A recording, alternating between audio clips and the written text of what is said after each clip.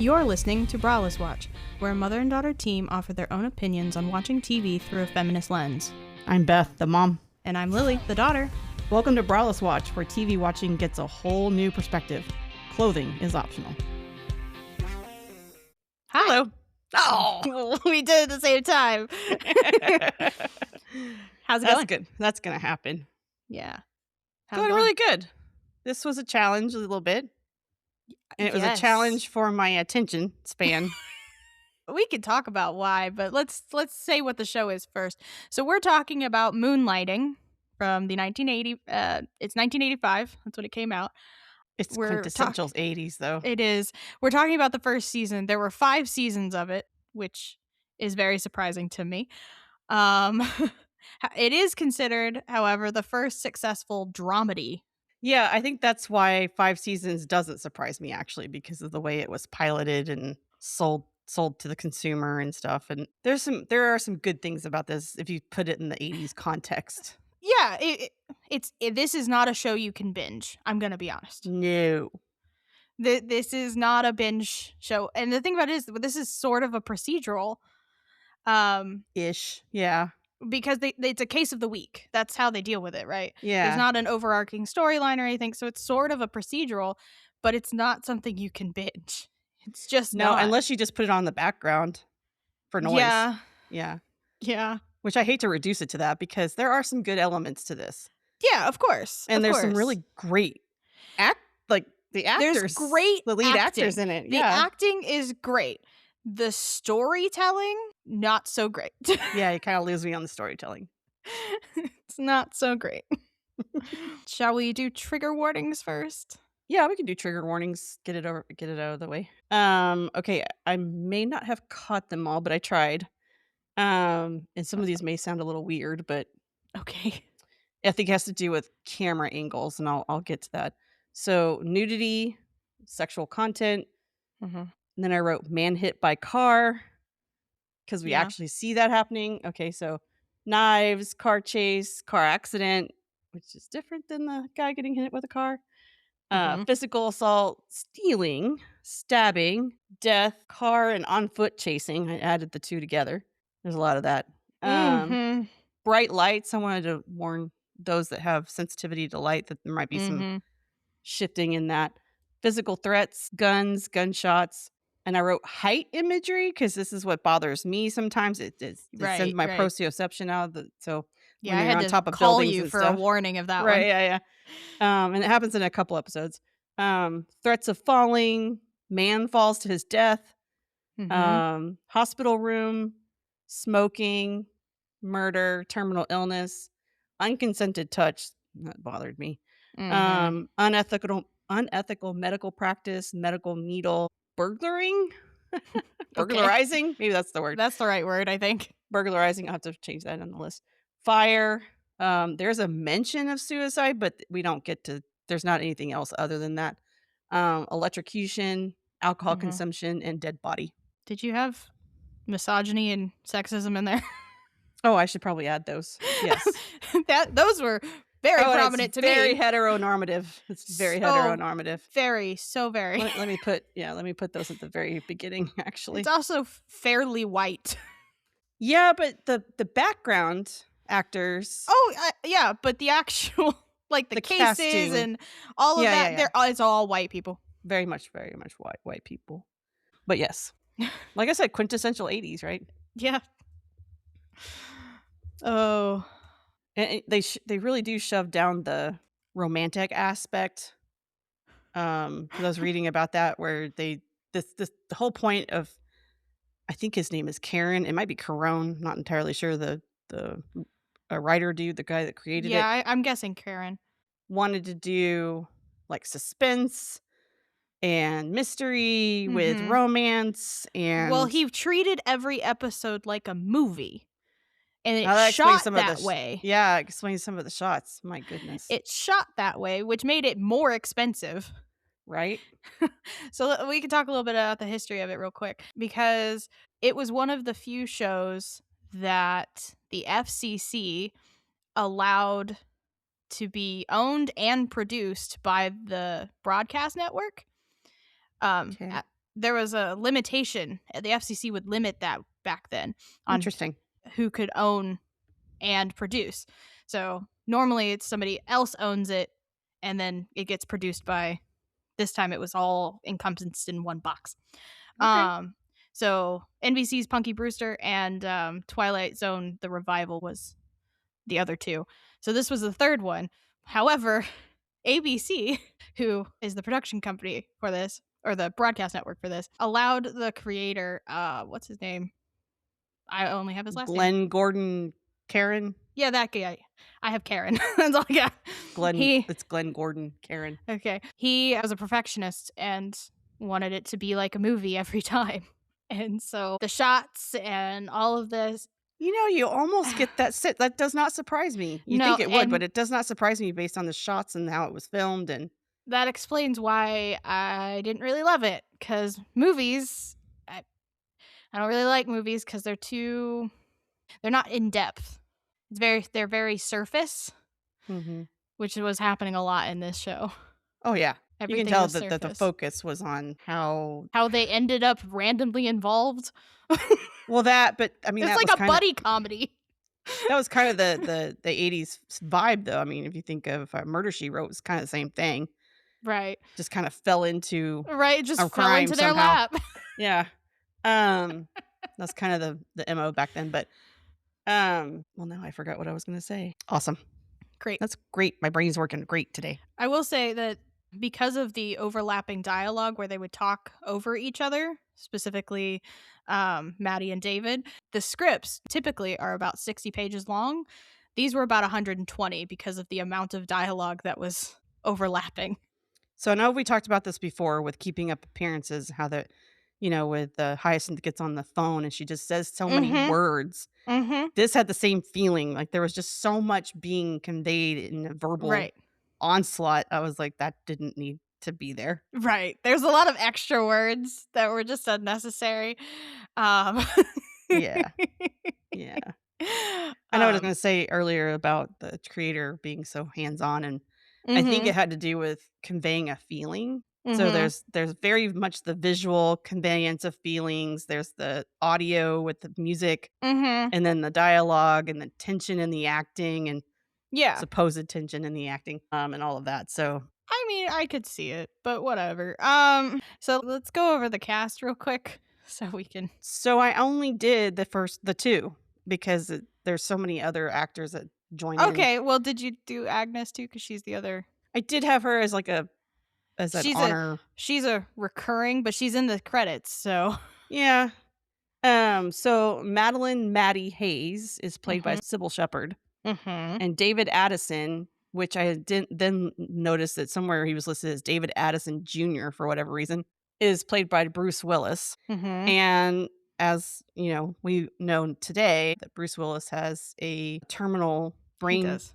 issue, medical issue, and so I was thinking about him and how old he is now and all that stuff, and Mhm. so I went ahead and made a note that Bruce Willis is 70, which is awfully Mhm. young to have such a strong medical condition like that, and Sybil Shepherd is 75, so she's 5 years older than him. Mhm. So they actually had to fight to get Bruce Willis They did. into this role because, so as they were writing it, they found out they were writing it for Sybil.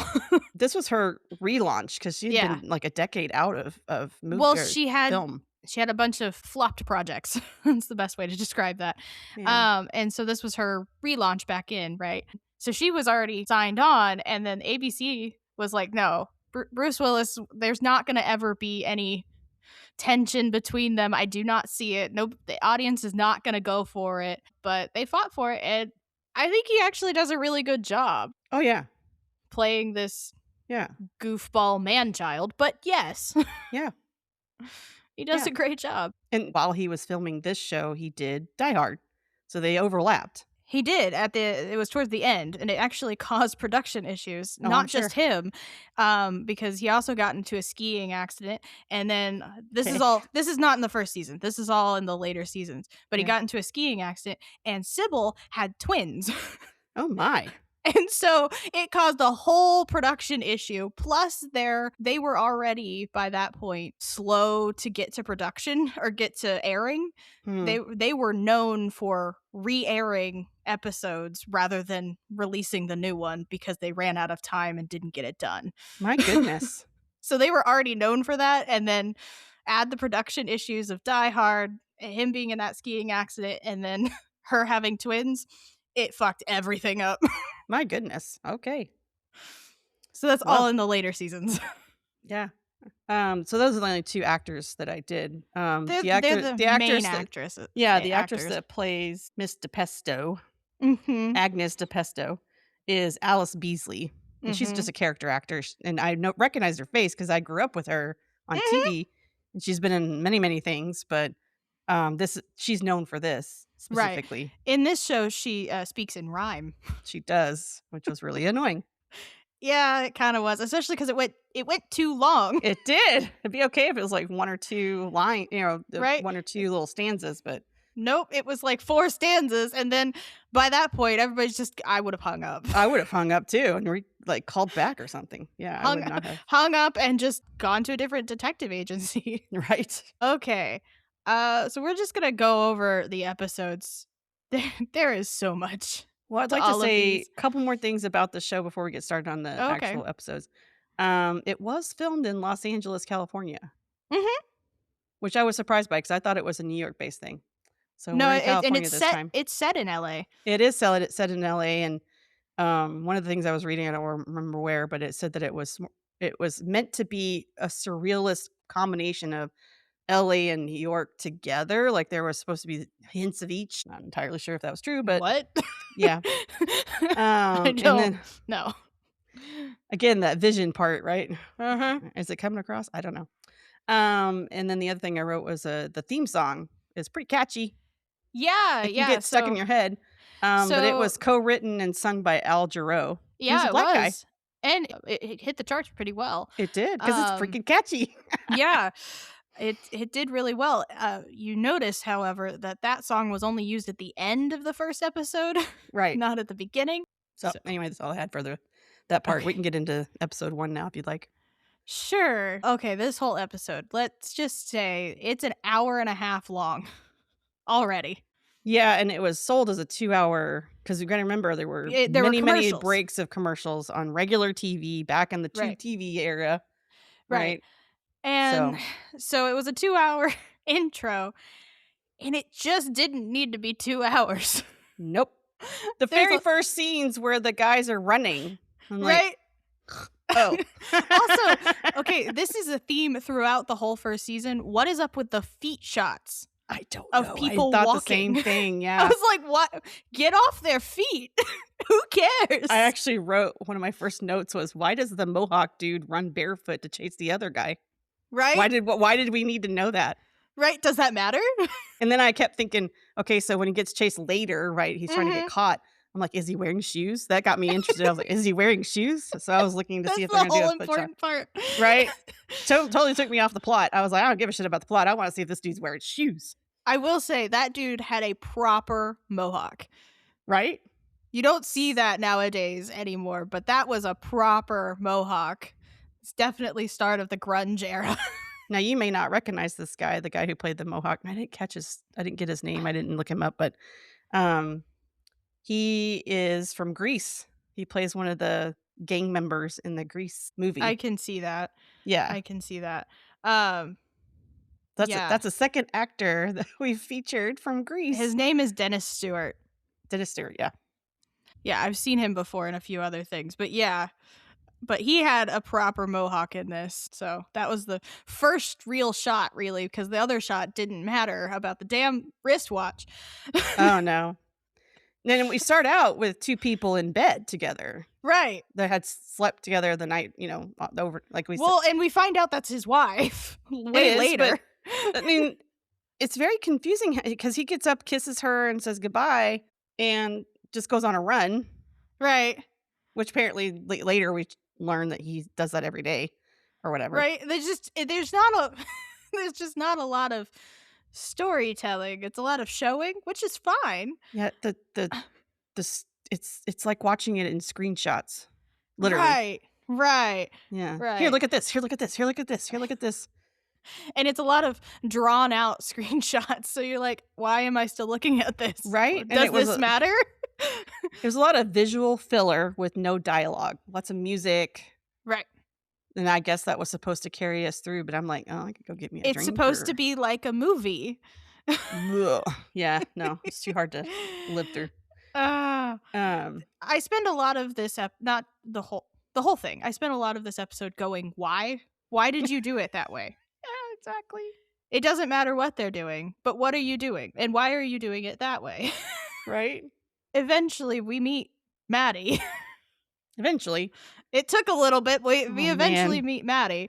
The And scene it's where all the dishes are being thrown. right? It starts off with that, and I was like, why? Why are you doing it that way? Because she owes you money, number one. So you break all her expensive shit that she could have sold to pay you, or you could have just taken to pay you. Right? That's what I was thinking. I was like, "No, no, Why? no," and then it did it again because I was like, "That's Depression era, stop." Right? Why are you breaking this shit? Oh, man. Like, do what the other guy did and take her car. That's what he did. And he's Right? like, I'm going to keep your car until you pay me. Okay. Exactly. She got her car back and it was fine. One of our first lines, I wrote this down. "Poor doesn't become me." Yep. Yep. I wrote that too. And later you kind of think like she starts talking about herself to dates and things like that, and we learn a little bit more about her, and I'm like, so she's been poor before. She comes from roots of I poverty-ish. guess. Yeah, but I guess she's had the taste of the good life, as it were, with a Mhm. little bit more money in Well, her pocket, and and she doesn't wanna be poor. we find out she's been stolen from. Her accountants stole all of her money, her liquid assets, and disappeared. What I find funny is then she goes to her lawyer and he's like, well, that's all that could be done. And I was like, call the cops. Yeah, right, is there no restitution for this? Like, Right? somebody broke the law somewhere. Right? Unless like she agreed to have them like if like that's a thing, a clause in the contract that she just didn't read, but he's Yeah. a lawyer. He should have looked that over. It should be Right? his fault. How come he's not advocating on her behalf? Right? There's a lot to this. I'm like, okay, sure. Well, and I got reminded of Schitt's Creek, how it starts out, right? And we haven't done Schitt's Creek yet, but the No, very but first scenes we see is the that one makes accountant. sense because It the does. accountant left. It He did, yeah. disappeared. He did. Yeah. Yep. So, we didn't get very much explanation out of this whole No. financial situation. No, we just know that now she's poor, even though she was rich yesterday and now she's poor Right, because she got stolen from.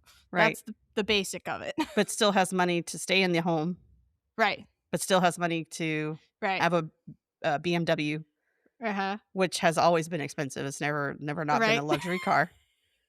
So, yeah. But apparently the other businesses are doing well enough. I guess there's enough income coming in to Well, so sustain the at thing least those items. so the businesses, that's the thing. So the businesses that she has were told to do a loss. It was supposed to be a tax write-off. Oh my god. So they were told to be bad at all of their jobs. And you find that out because David had 2 Porsches Yeah. as company cars. He got really upset right at the beginning. He's like, "Why are you taking my toys away, man?" Right? Again, man-child. Oh yeah. So anyway, so she's supposed to go around to all of these places and tell them we're closing your business so that she can liquidate and have more money to pay for her house and the cars and stuff, which I'm guessing is how she continued to pay for the car and the house and stuff Probably. down the line. I'm guessing she got another accountant to help her with that, I don't know. They don't explain it. or a business manager or something. There's a lot to this story they could have explained, and they could have used all of those filler shots, Right? with other people. But no, let's not. Um, That's not important information for us to. We don't need to Right. understand the background whys of things. But when she meets David for the first time, yes. So he compares her to being a playmate, or he yes, thought he I was wrote this she was a down. playmate. Yes. Yeah. So let's describe what a playmate is first, real quick. Oh my god. Just real quick. So they're Playboy playmates, and they were centerfold models in the Playboy magazines, and those were monthly editions until 2017 when they started doing it twice a month. But they were fairly popular faces of the time. Oh, yeah. There's a And so whole that's why he calls her Miss March. right? Of course, Yeah, she's confused. She's like, "I don't know what you're talking about." I don't know what you're saying. Yeah, so she ends up saying, "Listen, bub, knock that high school locker room grin off your face, or I'll knock it off for you. I'm not Miss March, Miss May, or Miss anything else. For your information, I'm Miss Madeline Hayes, and I own this dump." Also, you're fired, by the way. Right? Yeah, exactly. And then he ends up calling her a cold bitch. And I was like, "Well, Multiple times, geez, dude, different you got a ways. pair to sit there and call your boss, the person who owns Mhm. this, a cold bitch, like, straight to her face." I'm like, "Man, okay." Right? I'm surprised he still has a job after that. I don't think I would have put up with any of his stuff that she did. I would By have the last episode, I was like, "I cannot stand this guy anymore." And it's not Bruce just Willis, it was the it's not. character he was Bruce playing. Willis plays the character really well. He does. He Bruce Willis does. does a great job, but I'm just like, I can't. I can't with this guy. Nope. I would have much rather had Sybil Shepherd on her own and done this all by herself. But That would this have was been the a much 80s. You better couldn't show. do that. No, we have to have hand-holding of, You have to have white men. men. Eventually, I'm just going to skip ahead here. Eventually, You don't wanna he make it long and drawn out like the show no, fuck itself? that. We're gonna jump ahead. We're gonna jump ahead to her date that she should have just fucked Oh, off yeah, with. the date. She should have All just I got out of left. that I really enjoyed was her dress. That was Oh, right, that dress was amazing. it was amazing. So, no, she is on this date with this plastic surgeon. And then David shows up to try to convince her not to shut down the detective agency. Right. And he's all up in her business. And she's eventually just tries to leave Right. because her date leaves. And that's you- when Did we you get clock the what the date said when when he was showing her the restaurant and they were getting in to get their seat? Did you clock what he said no. about the restaurant? So he states that the lighting is good and that's what makes it a good place.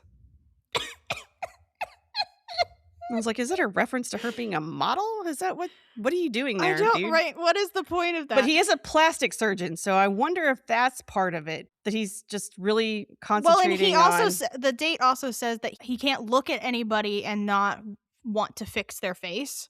And so he does it to the waiter, the host guy, um and dude. he doesn't do it to her because she has a perfect face. Oh my god. That's the whole reason. My eyes are rolling. Yeah, so hard, so long.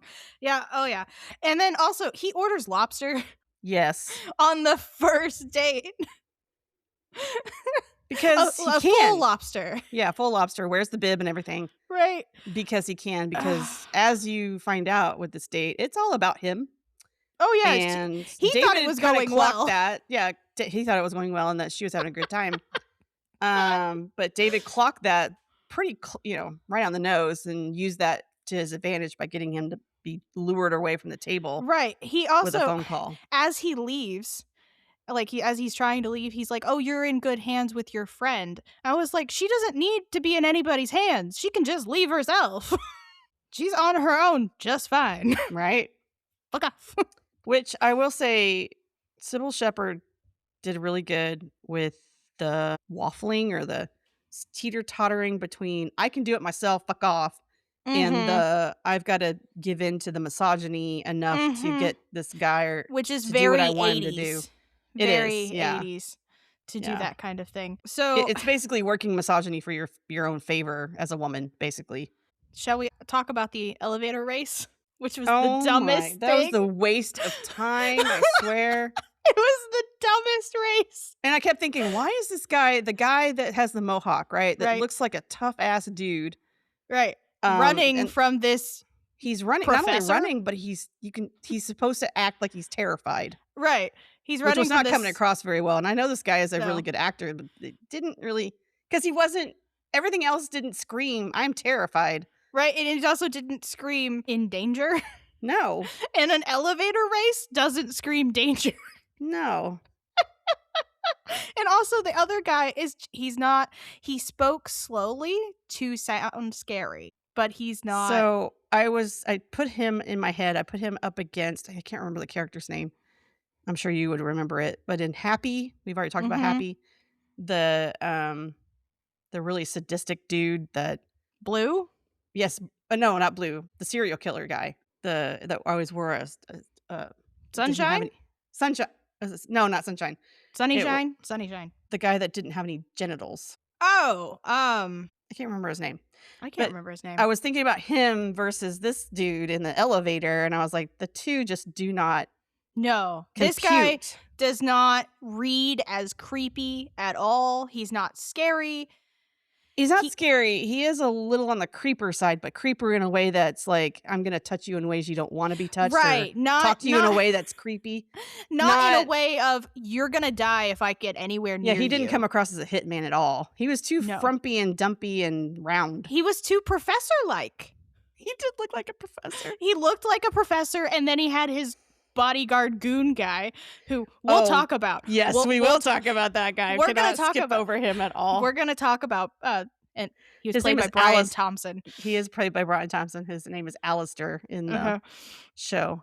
uh-huh. I've seen Brian Thompson in a And million other literally things. had, like, I don't know, not even He 5 minutes worth of TV time right, on this and he particular made the episode. show he made that did. episode. He Okay, did. but we'll get there. So, the elevator race leads to Mohawk guy dying at Maddie's feet.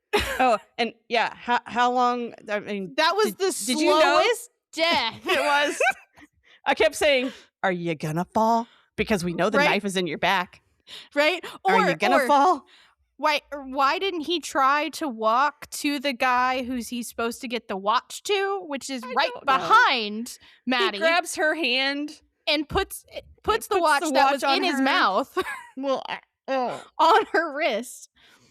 Oh, Of course, she So, freaked out on purpose. course I mean, she- yeah, she- or not she on freaked purpose, out. but as a reaction to. yeah. So she freaked out, and then they're at the police station, which again was an unnecessary scene. It was, but I thought it was really funny because when they opened the door, or she opened the door to leave. There were cameras and media and all that, and who but anybody that's standing there but Mary Hart for Entertainment Tonight, Mm-hmm. and she did that. I wrote it down. I wrote because I was like Mary Hart, and I knew who exactly it was because I grew up with her. But she did that from 1982, I think is what it was, Was to she 2000. Yeah, investigative 1982. journalist or something? No, she Entertainment Tonight. It was all about famous people, right? She would Okay. investigate famous people, and of course, if they were ever in trouble, that was the first thing. It was. Of course. It was back then. That was the TMZ of that time. Right. Yeah. Okay, gotcha. So we don't have Entertainment Tonight anymore. It No. ended in 2011. But I grew up with Mary Hart as being that person to tell Gotcha. you all of the dirt on the entertainment people well, back and when it's it was a big thing. implied that David is the one that called all of these. It is implied. I don't know if that was actually true. Well, I At would some say point, yes. did he commit to it? I mean, did he? I would say yes because he does it again at the end. Yes. Because he's a dumb ass. I spend a lot of my time going, "You're a dumbass." Right? I also wrote, "He's a dick" at one point. Oh, I had to get my feelings out. There is a line about him being a dick, and we'll get to that. Right? Yeah. Well, and so there's this whole thing about her needing to go home and the whole car situation after the police station and her wanting to go home, and then he has the company car. I don't know why she didn't just take it, number one. Number two, Why didn't she just leave him there? Why did she say, Why- okay, get in? Why, you know, right? why And did then she lets him in, but then she takes him to her house rather than drops him off at his house or even anywhere near where he's supposed to be. I don't I don't understand why she took him home. But then she goes on this, she does do this rant when she's at her door because he walks her to the door. She goes on this rant and she says, "Mr. Addison, don't think me rude, but I've had a hard day. I woke up this morning to find that all of my money had been stolen from me. I went to visit a business I own and was called a bitch by a person I've never met. I went out to dinner and got to watch a man die at my feet. Then I was driven downtown to be questioned by the police. I've had TV cameras, microphones, and not to mention the likes of you poked in my face. So please forgive me. But I'd like to go into my own house alone and take about 45 sleeping pills. I hope you understand it's nothing personal. I just hate you." The whole rant. That was actually one of her better Right? And sets of lines, and there's no overlap of anybody else. we don't really get that much after that, right? We don't No. get that sort of draw from her want of independence from Right. that. Yeah. Right. Mm. So, and of course, then this is where we get the completely unnecessary torture scene. Kidnapping torture scene. I didn't write torture in my I guess I should. It's psychological torture. It is psychological torture. There's And it doesn't work. physical. Like It doesn't. I was laughing. Right? It was not scary. It was funny, but this is where Brian Thompson's character, Alistair, He steals the shines. whole He scene.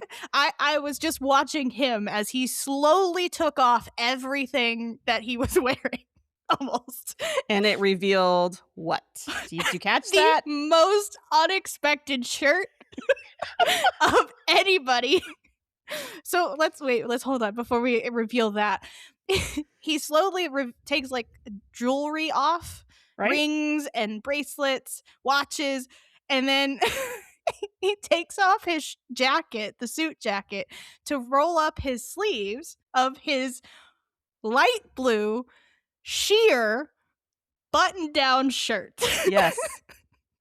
Man, if you're gay, you get a whole sight there, because I thought, It was dang. the most unexpected thing, and I was just, wow. The first thing I saw was nipple, and I was like, did I just see a nipple? And then I'm Right? watching him a little closer, and I'm like, holy crap, you can see through that Yep. shirt. Yeah, it's just a sheer shirt.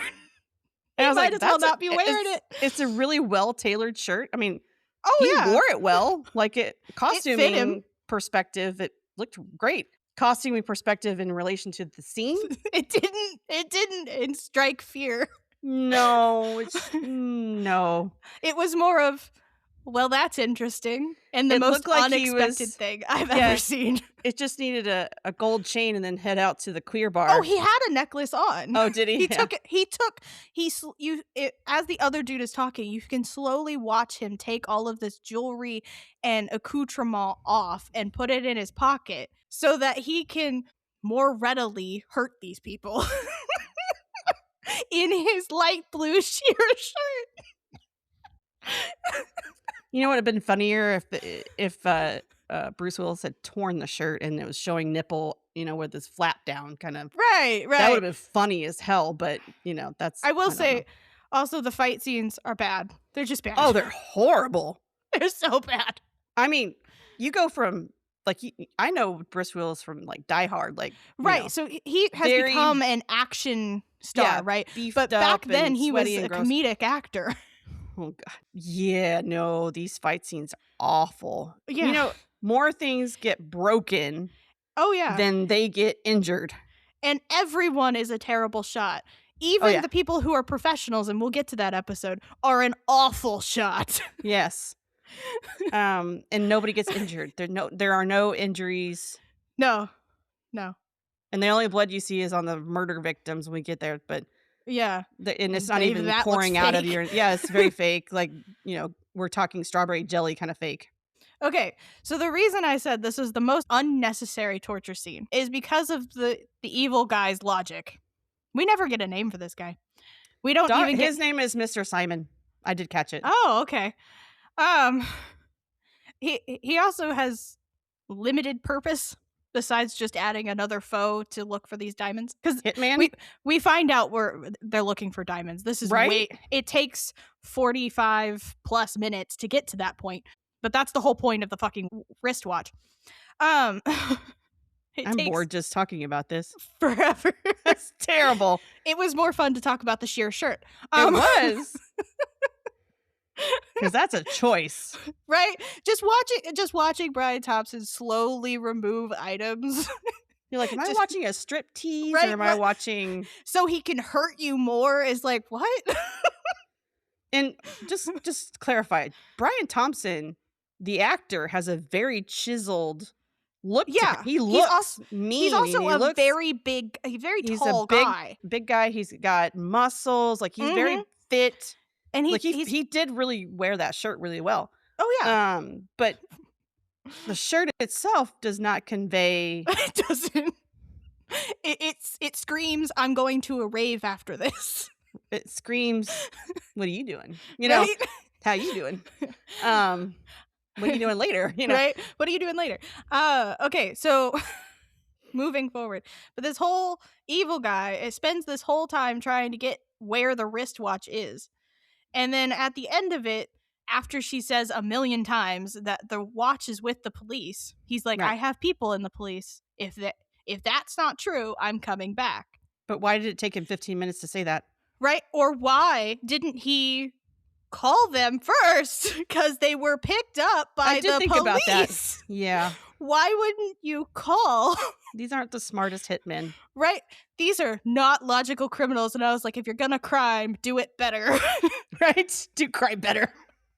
So we can enjoy this. Do crime better, because your criming is bad. Right. The costuming is better than the criming.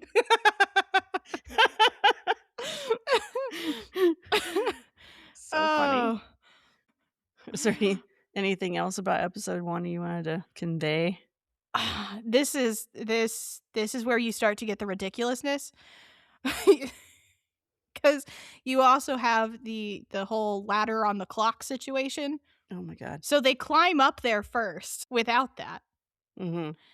And then, oh, magically there's a ladder. I want to was say, like, really? you call. I think you called me and warned I me. did. I wanted to warn you that there was this shot. So for pretty much 15 minutes, I had turned my tablet around, so Yeah. I wasn't watching any of it. So you describing the scene is something I don't know what is in the scene, because Okay, so there's at one point where they climb up.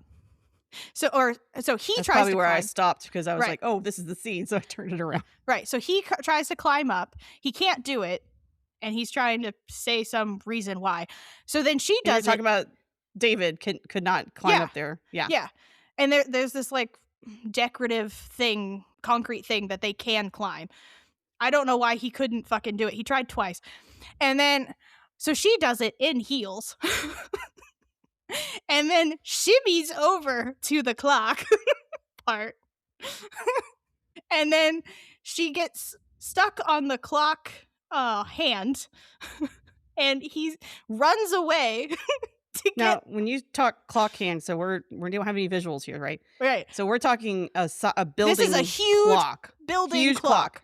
So when she grabs the hand of this clock, it can It's hold her bigger weight, than and her. Yeah, it's Well, bigger than her. it is slowly trying to move down because it's not handling her weight.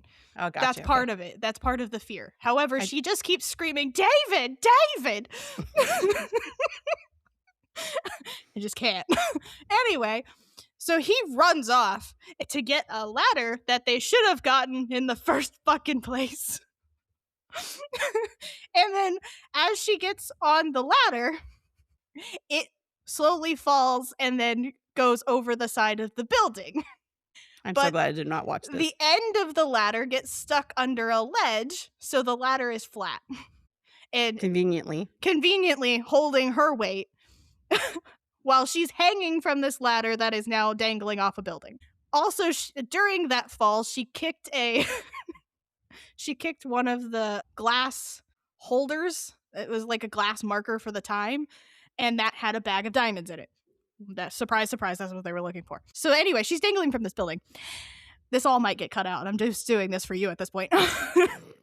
And so David, she can't climb up. She doesn't have the upper body strength to lift herself onto the ladder. So Well, David, she's already hung for however long too, right? So it's going to reduce. It's only been like 2 minutes, but yes. And so David crawls out on the ladder too, and helps her get on top. She shimmies across him on his back, eventually lands on the other side. He gets out, and then guess who shows up? The German guy who was originally looking for it, who paid the Mohawk guy to look for the wristwatch. Who's also an older man. Yes. Who is implied he's a Nazi. Oh my god, and also, can we just say that dude just happened to pop up in places? Yeah. There was no logic to him knowing. that he's just magically following these guys. Anyway, so then so the ladder is now it's still hanging out there. It's still balanced.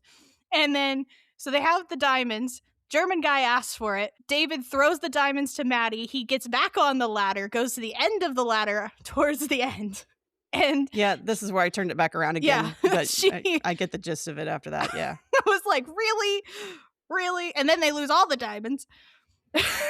Can I And just say he too, falls to his death. when this may have been a camera thing and a camera choice, but, you know, when David pulls out the diamonds, these suckers are a good half-inch tall to an inch So wide that's or whatever, because they're of tube big. TV.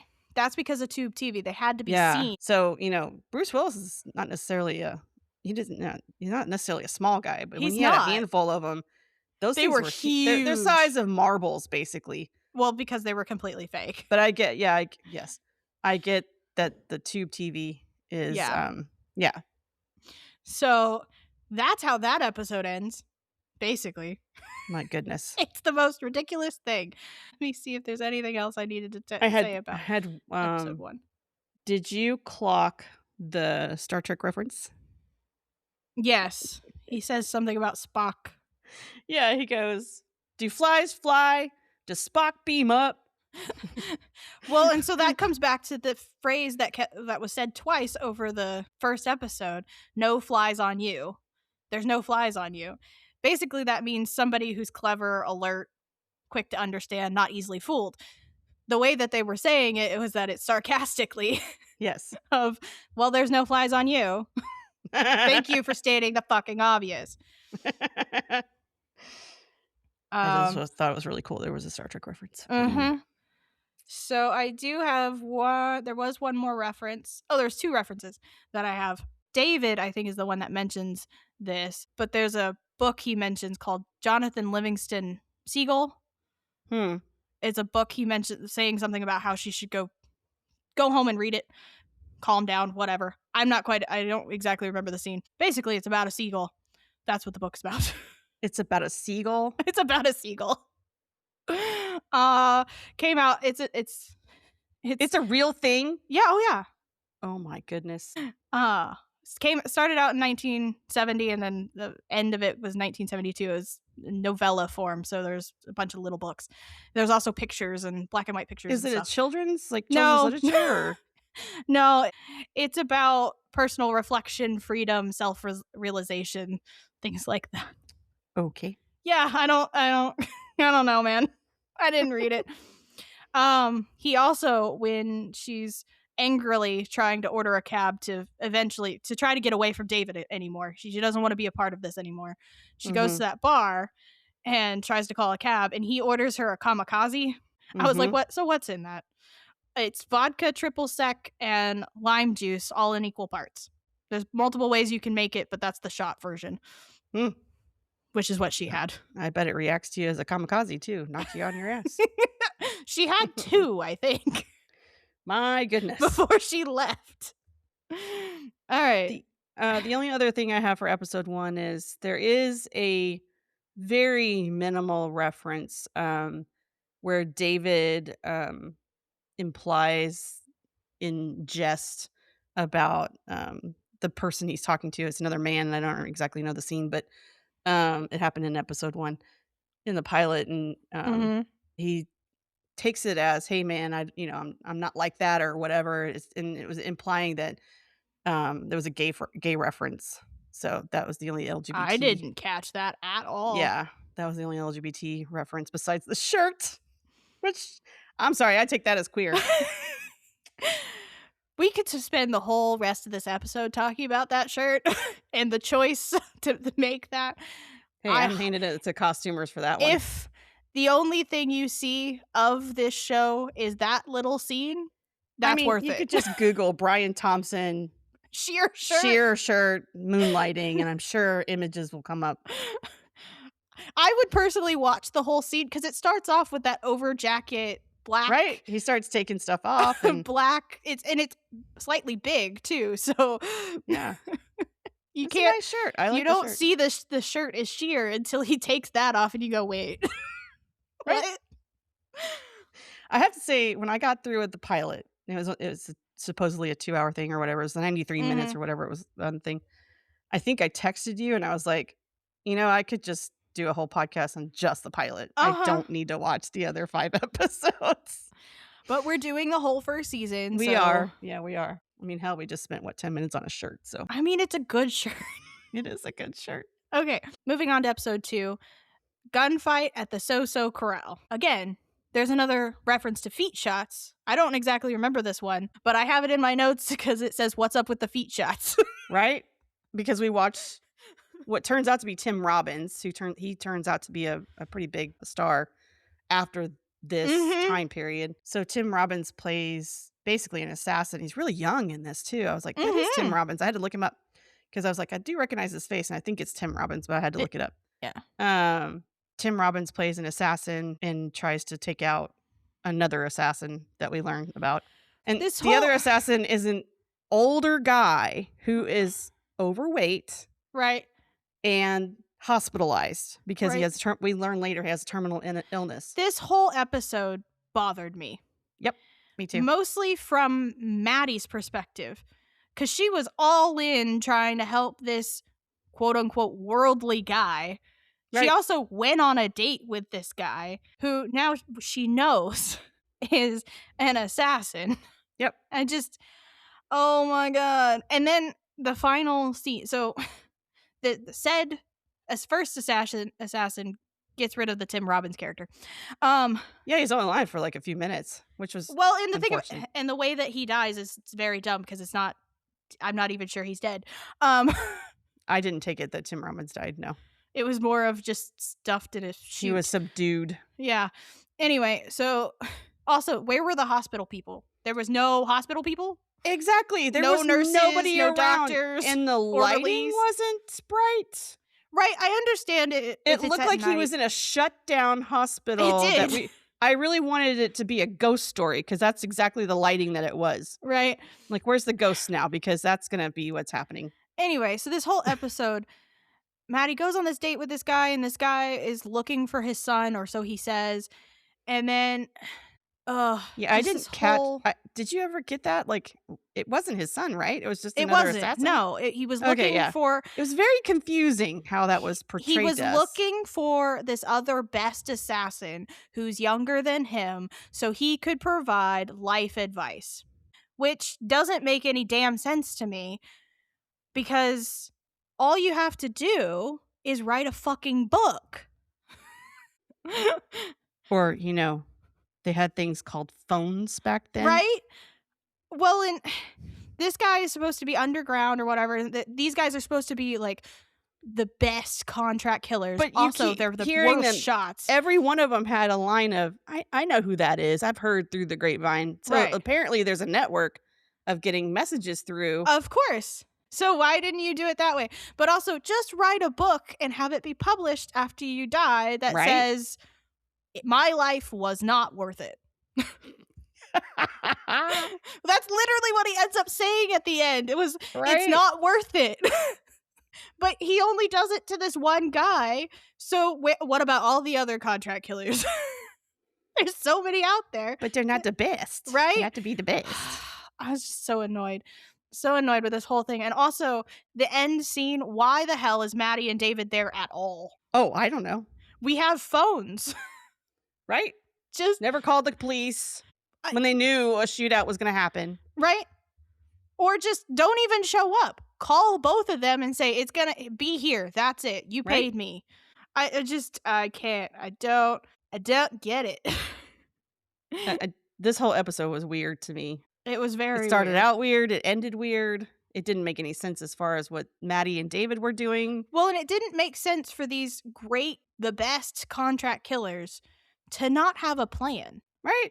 Again, do crime better. Right? Do crime better. If you know you're reaching retirement age or even the next 20 years. Why wouldn't you just go and hide right? and die Change quietly? your name and die quietly. Right? But Ego? I don't understand. Yeah. Okay, I'm going to say something a little rude or sounds rude, but the Okay. guy that created this obviously didn't have any Crime crime background. insight. Or maybe even didn't, um, get any kind of professional Right? consultation Right. on how to write crime, Mhm. Or or how to write police stuff. right? Because there's a couple we'll get to that episode, but the cops just declare this guy dead without a body. We'll get there. We'll get there. Oh my goodness. That's not how you police. That's I not had how I had law written enforcement works. that Maddie had gotten social justice minded, and that's why she went to the like, that she felt like she had any power to No, change what that was gonna happen. I don't understand why they both went in and Well, and then she has no background to right. promote to have credentials behind this. There's no The She shootout doesn't has have already negotiating started skills, she and they doesn't have go any law in. enforcement, yeah. I There's, don't like she doesn't have anything like that, right. So and let's also also she's not dressed for any of this either, right, let's talk about the bar scene because they both stood out like a sore thumb, or but they had flipped their collars, as I wrote, a green candy in a bowl of yellow M&Ms. right? And That's what green I wrote. sour candy. Right, that they stood out like that. It was bad. He was too brash. She didn't look the part. He tried to be street or whatever, he He tried to tried to pull be off fake street, which right, you which can't you the can't bartender do. clocked, like, right away, Right, which is why he got thrown into a table. right?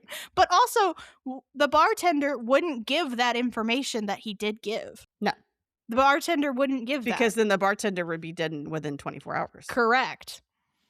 You don't just yeah, give You out don't give information like out and that. you don't say he's a contract killer on on site. You don't do that to people who just happen to ask his name. Right? The whole what did you feel about the scene where, David was teaching her how to dress more to be Ridiculous. very ridiculous. He tore her skirt, he made her get 2 buttons down on her shirt, mess with her hair, Yeah, she had to fluff her hair. And I was right? like, none of that did anything. The clothes are wrong. Your Because she clothes are wrong. did you notice she was always dressed in pastels? Yeah. Yeah, Yeah. His there's a clothes were reason for also that. wrong. So I Yeah, was like, not both of you are going to stand out in this bar. And I yeah. knew, and also they're doing all this quote unquote training right outside the bar. And I was like, anybody is going to see you, and none of this is going to fucking work, even if they do believe. Well, I'm surprised they didn't get like, what would have happened would have been, Tossed, tussled before they got in. "Yeah, what are you Yeah. doing here? Why are you in my turf? Blah, Right. blah, blah." Where, Yeah. also, where are the people who stand outside and watch for that shit? Because there are people who do that. And Yes. I don't just mean bouncers, I mean people who are watching the bar. Yeah, other To contract killers, right? well, not just that, just there are people who are watchers. That's their job, is to Yeah, and watch it wouldn't and be just at know the who front of the goes bar, in it'd and be in out. the alley too, where they were doing Mhm. this whole scene of Uh-huh. getting ready to go in Also, they parked right next to the door, and I was like, "That's so dumb." with their very expensive luxury car. Right, and I was like, You're criming so wrong." And they didn't any other people would have come out, especially white people going into this area of the Mhm. city, although there were white people in the bar. They didn't look that professional because they No, they look like factory workers and other blue collar yeah, people, what I right? mean is that Maddie and David looked like executives. They did. And I'm when they didn't make a scene out of this, but I mean, if you come out of a place like that with a BMW or any other luxury car, you're either going to find it stripped or you're going to find it gone, Right, I'm surprised it was still there. right? Also, why did you park right in front of the door? I just so stop criming bad. Um, Even the investigators who were, yeah, no. yeah. So something I could talk about and go through if you really want to, but David spends part of his like C story or whatever is that he's coming up with these TV show ideas, and I did not even catch that. it's called The Bus Station. That's the first one. The second one's called The Parking Lot, and then the last one is called The Train Station. And the theme tune for all three of these is basically the same, just change the words a little bit. And it's also the theme for Love Boat. Oh yeah, I did catch him singing But that he song, also yeah. names a bunch of actors and actresses who would be a part of this as the main cast. And that becomes something he does. He rattles off references, current to that Right. time references from TV, their actors and things like that Mhm. that yeah. So, the references make sense in that time period, but you and I did not So I write have any the of those down. oh, no, I have them. You wrote all of them down even in the other episodes too? Mhm. Oh I my have goodness. everything. So if you want me to Jeez. go through them, I No. can. But I could No, also because I just mean, you could end up with 10 of them in one episode, and that's just too much work. Oh, yeah, because he did some of the more bigger ones are like Eddie Murphy, but he also did Charo, which I had no idea who that was. Oh, sorry. Yeah, no, I know who that is. Well, of course you do. This is your time period. I wasn't even thought of until '99, so Right? but yeah, there was a bunch of people that he named. I'm not gonna go through them all, but they're all actors or comedians. I had the last note for episode 2 I had is, "Why are there potted plants in the parking garage?" I noticed that too. I wonder if they were covering a sign or something. I don't know. But I did look it up, and apparently AI tells me that, this is part of the '80s decor for Oh god, TV sure. shows, so it is to Whatever. Um, it's just for, set Something design. else that happened in this episode is that David has X-ray goggles, quote Oh, I unquote, did look those up because I thought that was really cool. because they're an '80s novelty toy. Yes. Um, it involves zero X-rays. You know. It's basically an optical illusion. It worked best on pencils because pencils were already dark inside. Um, Mhm. so it didn't work on really anything else. Someone I can't remember who referenced this, but somebody referenced the occupation in France, Yeah, and that's that the just Farley guy, or well, at that point he was going by Farley. That's the older yeah, assassin guy. yeah, and it just speaks to Germany It's World War occupying II. France in World War II. Yeah, Yeah. that's all I got for that. Yeah, I had a bunch of stuff. David's also watching Family Feud when we first see him in the Oh, first part of the episode, yes. which Family Feud is a game show pitting two families against each other, if you don't know. It had 6 hosts over time, but the one he's watching is Richard Dawson, who was known as Yes, the kissing bandit. he was. Yeah, because he kissed all of the female contestants. He said for luck. Whether Um, you wanted to or not, he right? kissed you. And the Yes. TV executives actually did try to get him to stop, but he asked the audience to vote on said matter, and they voted for it, Of apparently. course they did, But Steve Harvey is the current host, and he has actually hosted it the longest. and he's never kissed it No, a contestant, yeah. I mean, except for maybe I don't know if he's ever had family on, but maybe Right? That them, would be the only reason. Yeah. his own family. That's fair, valid. Okay. Are we ready to move on to episode 3? Yes, please. I mean, it's just as ridiculous, actually. So episode 3. Oh my god. Okay, so first starting off, I immediately went, it's probably the dad. Which I wasn't far off because it was You the weren't far sister. off. It was the sister. But that didn't make much sense to me because the sister is the one that agreed to have them come in and be the security consultants. So, When I'm sitting here looking at the title, it says "Read the mind, see the movie," but that doesn't reference what actually happens. no, no. Yeah, that's a weird title for this particular episode Yeah, this whole because that's not what episode it's is about. weird. Yeah. Short version is there's this company. They make lasers now that are better than guns, I guess. And they're being sabotaged and things are getting leaked to a rival company. Well, and it all involves the psychic. I think that's where the read the mind part But is. what's the movie part? I'm guessing read the mind is him saying the stuff, and then see the movie is them actually doing it. Okay, that's a stretch. It's all I got, man. It's all I got. Yeah, this Yeah, this mm, whole mm. episode doesn't make much sense to me. No, and I mean, this is the beginning of me going, "It's this person," and I knew exactly who it was Right. as far as the mystery part, so the mystery is not that hard, guys. No, I that's why I was like, it's the dad, because the sister is the one who agreed to help get them the job, which is why I was like, well, it's probably not her. And But it's then we find out more information about how the family dynamics work between right, the right. sister, the brother, and the dad, right? And And the dad is she does have this great line. She says, "Daddy listens to me, all right." And that's all he does. We agree on just about everything except for the concept of women in business. See, that's why you have sons, to pass along the business so they can lie to you, drug you, and defame your siblings Yep. That's the or best their line in the whole siblings. thing. Mhm. She's got a point, but then she's also the one who killed a guy and has leaked all of the I love how when secrets. she's dressed up to be all businesslike and everything, her hair is all tied up, right, Mhm. in sort of a French twist or whatever, and then when she's the murderous Right, now female. she's wearing this, like, blue jean jumpsuit and her Yeah, hair's all actually out. harkens to Sigourney Weaver It in really does. Alien. Yeah, her hair's all poofed out, and she's got this big weapon, right? Mhm. Yeah. This was a very odd episode. And Maddie, again, this is one of those episodes where so the last episode, Maddie's just sort of along for the ride again. This one's a little bit more because she wants to keep going on this because they get fired from this and Yeah, they're not supposed to keep but looking the into it. sister and Maddie are really good friends, and I They think are. that's And what so keeps her going. she's trying to save face for her Yeah.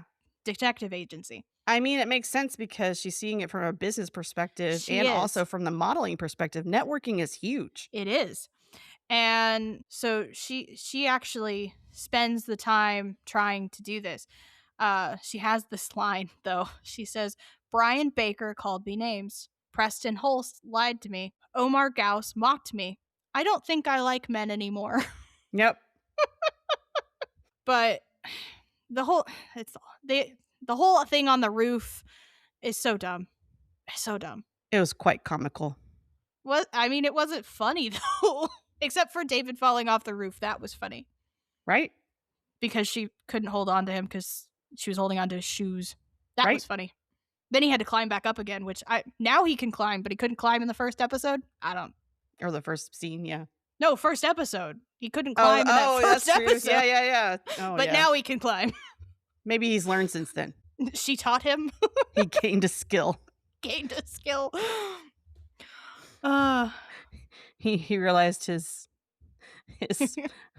David deficiencies and does have some like great one-liners. He did say, "I said that, boy was I wrong." He also references the Twilight Zone when they go to see Omar because Omar's the psychic. Did you catch that? No, I didn't catch that. Yeah, he plays a riff off of Rod Serling's intro to Oh, okay. Twilight Zone. I don't remember exactly what he said, but it's the the fifth dimension beyond Oh, what of is course, known to yeah. man. So he did a version of that. Oh, yeah. But the Yeah. Twilight Zone Ugh, ran from 59 to 64. and Maddie's like, "Don't look in his book. Don't Right. look in his drawers. Da-da-da-da." That's what And you're I'm like, there to "You're do. a detective agency. Of course you're gonna snoop. Why wouldn't you snoop? That doesn't make any sense. Now you get some ethics around this? Like, Right? choose, man, choose." Yeah. I don't know. I don't know, man. And then, they go snoop around the house, Omar's house, to get more intel. Like, Mhm. I mean, do you just willy-nilly apply your ethics there? I mean, I don't get that. That doesn't make any sense to me. They also have this whole thing about I think it's supposed to be teasing, but it doesn't come across that way of Maddie going out with Preston to get answers because that's what she does. And she says, "I've got this information from Preston," and I think it's Omar or David, I can't remember who, but asked, "Were you prone when he said that information?" Oh, yeah, yeah. I was like, "What the hell does that mean?" And it basically means lying down face down, which I'm assuming is meaning sex. Were you having sex during that point? And Oh, I was my like, eyes are "Oh, rolling so uh-huh." hard And right I was now. like, "Really? Really?" I'm trying to gather my words at the moment. Uh-huh. Uh-huh. Yeah, so there Mhm. it's came a they were I think it was supposed to be teasing, but it doesn't come across that way because No. they're grown adults. Right? What the fuck does it matter? Number 1. Number 2, David was there when she got dropped off. Right? Uh, Yeah. No. I have a Just couple. one just one more comment about Okay. not believing women. I'm Right. sorry. I gotta Yeah. say something. There's so much rolling through my head right now, I didn't wanna blurt out stuff, but I mean, blurt. It's fine. I can edit. yeah. It feels icky. Let me just put it Yeah. that way. Yeah, and it felt icky when they were asking Again, her. creepy, like the And creepy kind of she even turned away from talking to them because she was mad that they even suggested it. right? Yeah. Mm. But you'd think that she would have gained some skills from modeling from being objectified in that way, with talking to men like that. You'd think that she would have some comebacks, and some You'd skill think. set there, some social skill set But to combat that. I wrote Because there was this. no power there for her to take. Right. I wrote this in my final summary of this show. The way that they wrote Maddie is like a nagging wife that David ignores, the naive girl, and the damsel in distress while also trying to make her seem tough. It's just confusing and it doesn't make sense. Right? She doesn't that's what I'm saying. She's teeter-totters, right? And she's They a professional woman, but she also has needs and mhm. They like make her fit the role rather than write the role for her, if that makes any sense. So they yeah. write a show and then they fit her in, and it Not just for nothing, but that's a comment on male mhm, perspective mhm, as far as like misogynistic heteronormative male perspective of women are possessions. They are to mhm. be Oh, what we'll is get to it? that in the next episode. Yeah. Mother, lover, Uh-huh. that kind of thing where Yeah, yeah. yeah. Yeah, so those comments were very annoying, and David mentioned sex a lot, mostly because it bothers her, Oh, he tries everything to get under her skin. but in this case, it was making fun of her. Mm, So, yeah. Anyway, I have a few more things. So, when they finally figure it all out, or right before they figure it all out, David yells "Yabba Dabba Doo," yes, which is from the Flintstones. it is. I thought it was not in keeping with the show, and No, it didn't even need to be said. no, but So it is in keeping with him being a man child. it is. He also mentions Herman and Catnip in this episode, which was theatrical cartoons about a Herman the mouse and Catnip the cat from the 40s and 50s. I was gonna say I don't remember any of that. That's That's because it's from interesting. the 40s and 50s Yeah. Okay. and had multiple voice actors do the same parts. Well, and I wonder what the content is that maybe I got turned away from watching certain things because it would convey certain Well, messages no, that they didn't want me yeah, to watch. yeah, I don't know. So It seems like a first iteration of like Tom and Jerry, yeah, but Tom and Jerry had no voices. no. Anything else you would like to For talk about? episode 3, the only other thing there was a scene where Maddie's gonna drive away, and she's gonna drive away without David, and Mhm. she was getting mad at him and stuff, and I don't know, there's like heated talk or whatever, and 'Cause she wants to then keep working on the project, he's like, okay, I'll go with you, and then she's like, well, fucking get in then. And as they pull away, neither one of them had a seatbelt on, and I was like, right? oh, interesting. Mhm. So I looked it up. Seatbelt laws didn't really go into effect until 1985. And Mm. in California, specifically state, because it was a federal thing, and then states Uh-huh. adopted that. And in California, it wasn't adopted until 1986. So it makes sense Wow. that possibly that got crossed over and, just Well, and wasn't a habit yet to put a seatbelt on. if we're talking about timing here, I think that first pilot was filmed well before the rest of this was filmed. Um, That's possible. I say that because one of the things that she's trying to throw at David in the pilot is a calendar, and it says 1982. Oh, how funny. So Interesting. whether Okay. his calendar is completely off, that could also be a thing because David. Right. Anything else? Yeah, the only other thing is I'll have two things. Um, Okay. David, it's later in the when they find out that they're not really doing the job that they were paid to do or whatever. Mhm. Um, the brother, I can't remember his name. The Brian. brother, oh Brian, yeah, or Ryan, Brian, whatever, Brian. Brian, claps back at David and it says, "Well, slick dick," and I was like, Brian was pissed. "Can you say that on TV?" Like, I was like, "That's prime Yeah. time TV, my goodness." But if you think about all the skin that was shown, the I guess it also nature of depends the on show itself, I think it's probably when. from what I remember, it was really, really late at night when this was aired, like 10 o'clock at night, something Right. like that. I don't So if remember it's it ever after being on 10, earlier.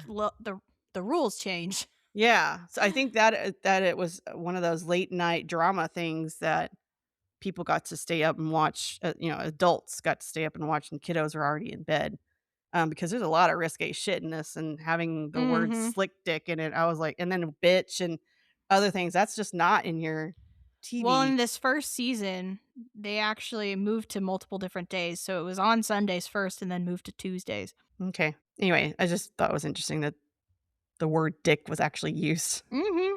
The other thing I have oh, David wears a shirt that says "Medicate me." Yes. That's his undershirt. Yeah. Yeah, I thought that was interesting. I'm not quite sure what that means. I'm not sure what that reference is either, but I don't know if it's supposed to be tongue in cheek or I don't yeah. know. Anyway, that's all I got now. That's it. Okay. Moving on to episode 4. The next murder you hear. Okay, so this episode, again, crime better. Let's start off with the thing even Google couldn't help me figure out. So during the radio show at the very beginning, he gets a caller who calls in and says that this girl that he likes is like milk. Oh, I didn't catch that. What the hell does that mean?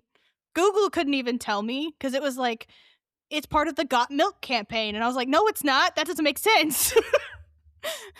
She's like milk. Cold and refreshing? Satisfying? I don't know.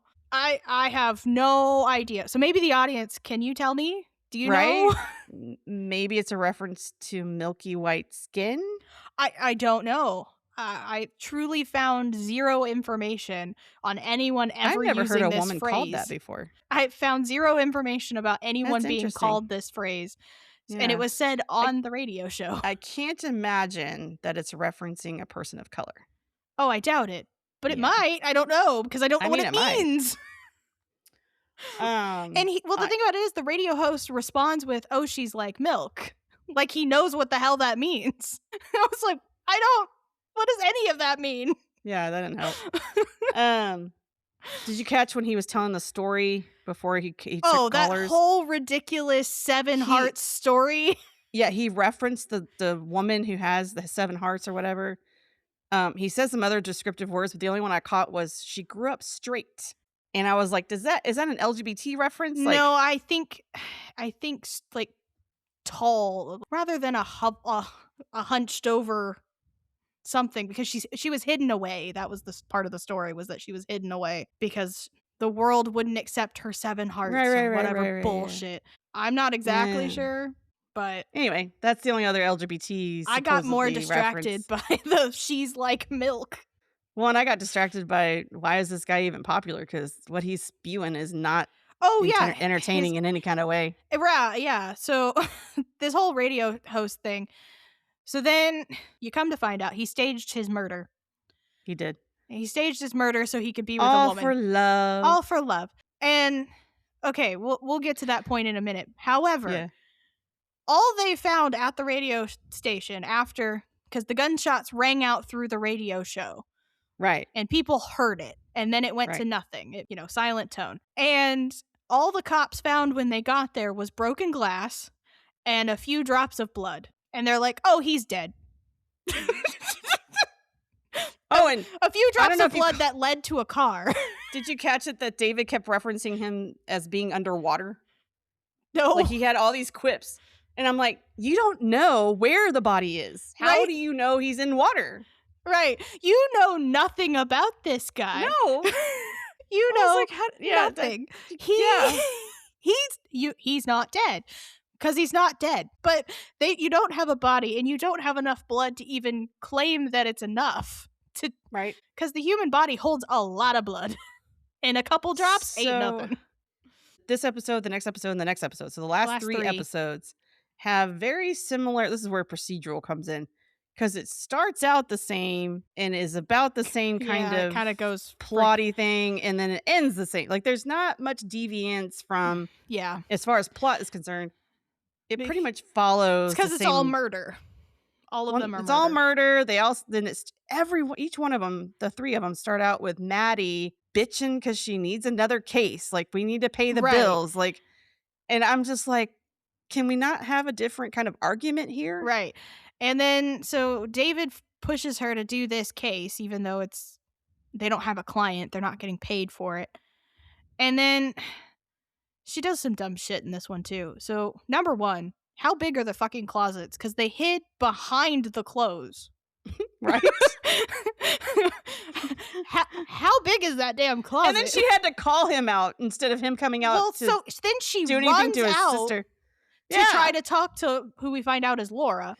And Oh my then God. Laura pulls out a gun and she immediately goes, David! Right? And tries to run back.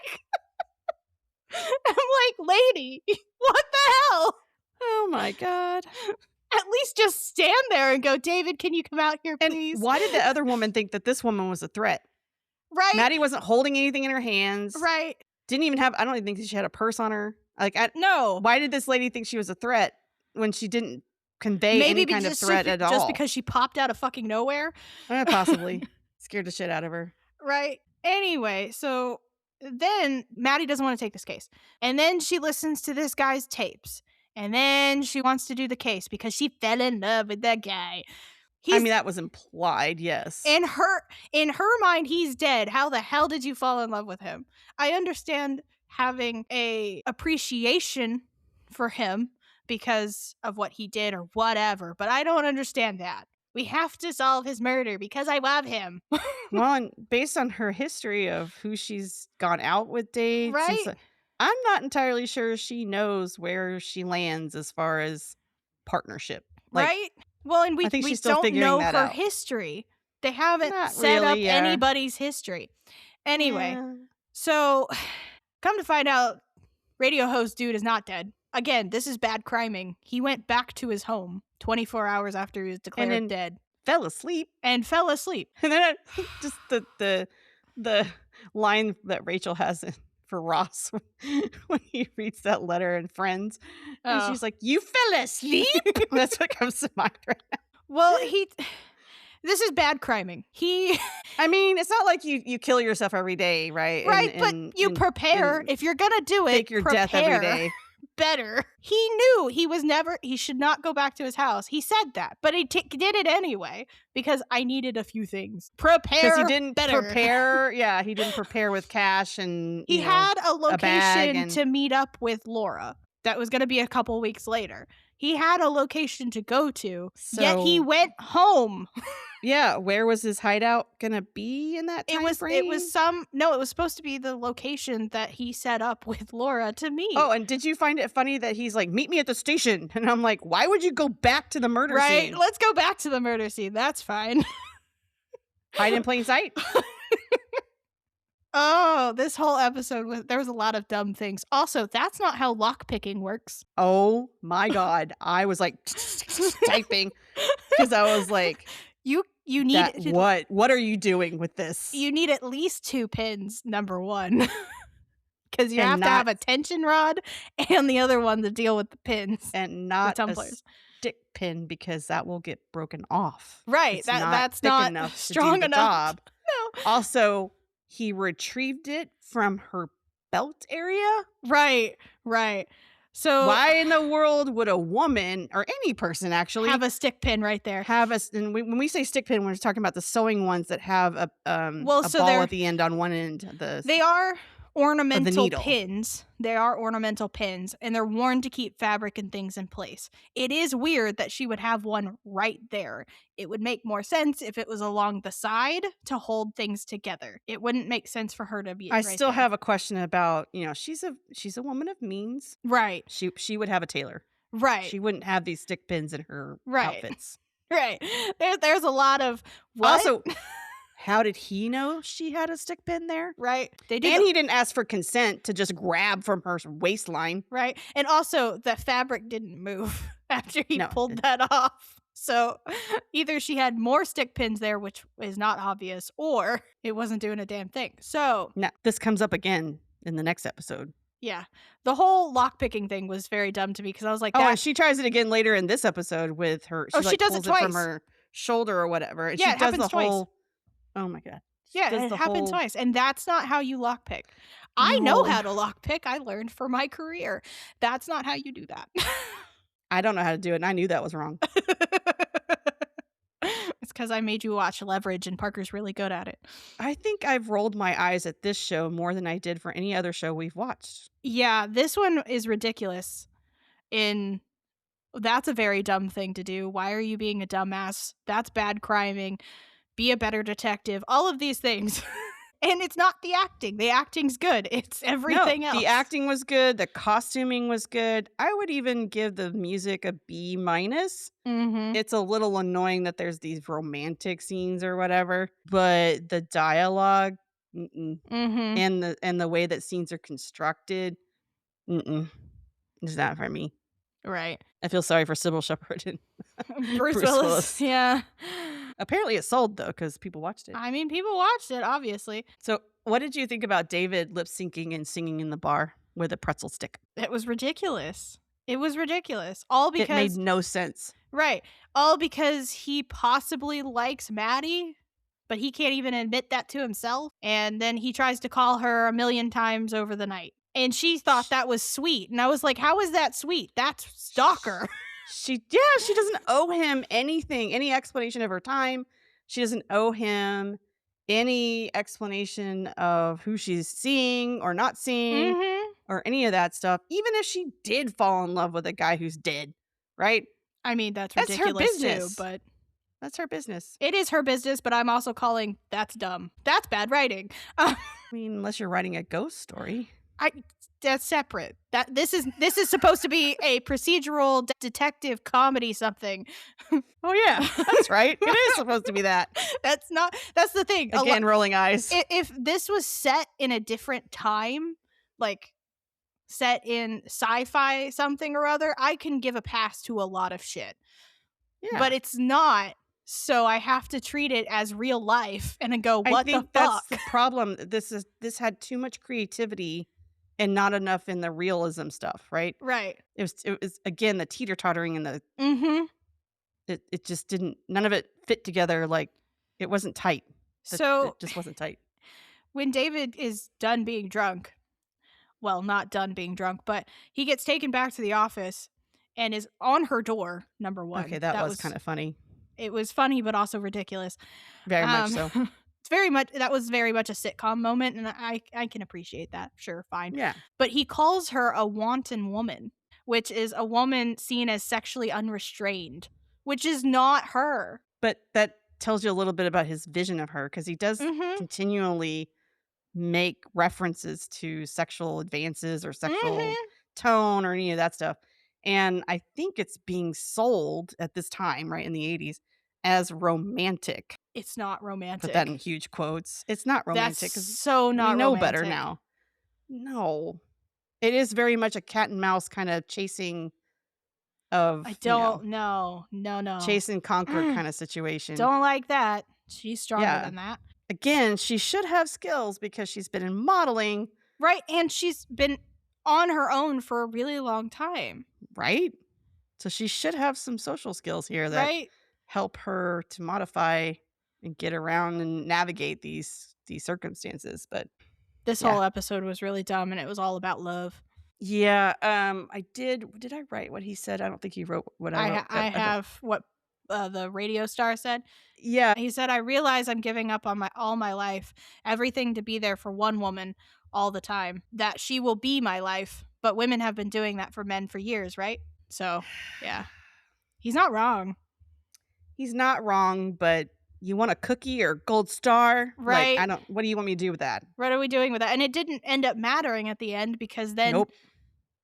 Sonny killed her actual husband, and then tried to save her. I don't know. Did you catch the sort of tone that Sonny was also in love with Laura? Oh, I knew that immediately when he went there, and they were getting paid 3 times over for the same Yep. thing. Yep. I knew it immediately. Yep. There wasn't very much mystery. No, and I was like, "Ooh, he did it." Yeah, same. Ooh, I found him. Same. Anything else? Oh, he also, after calling her a wanton woman, he calls her Scarlet Pimpernel. Didn't catch that, okay. So he basically conflated two different novels. It was The Scarlet Letter and The Scarlet Pimpernel. Ah, One is about a cannoli a colonial woman who commits adultery, and the other one is about an English guy who trains himself to be an adventurer. Those are two very different things. okay. And I've got two people that David mentioned because David was talking about how he wanted this story to make them super famous, and so he talked about being on and talking to David Harmon and Barbara Walters. David Harmon was an American journalist and hosted ABC's Good Morning America from 75 to 87. He was also an actor, but that's not important. And then Barbara Walters is a very famous American broadcast journalist known for her interviews. So, Yeah. That's good stuff. In the beginning, Maddie didn't want to take the case because of moral differences between her and the guy who died, who ends up not being dead. Because she yeah. has a certain social construct. She's like heteronormative, This is where the marriage. naive part comes in.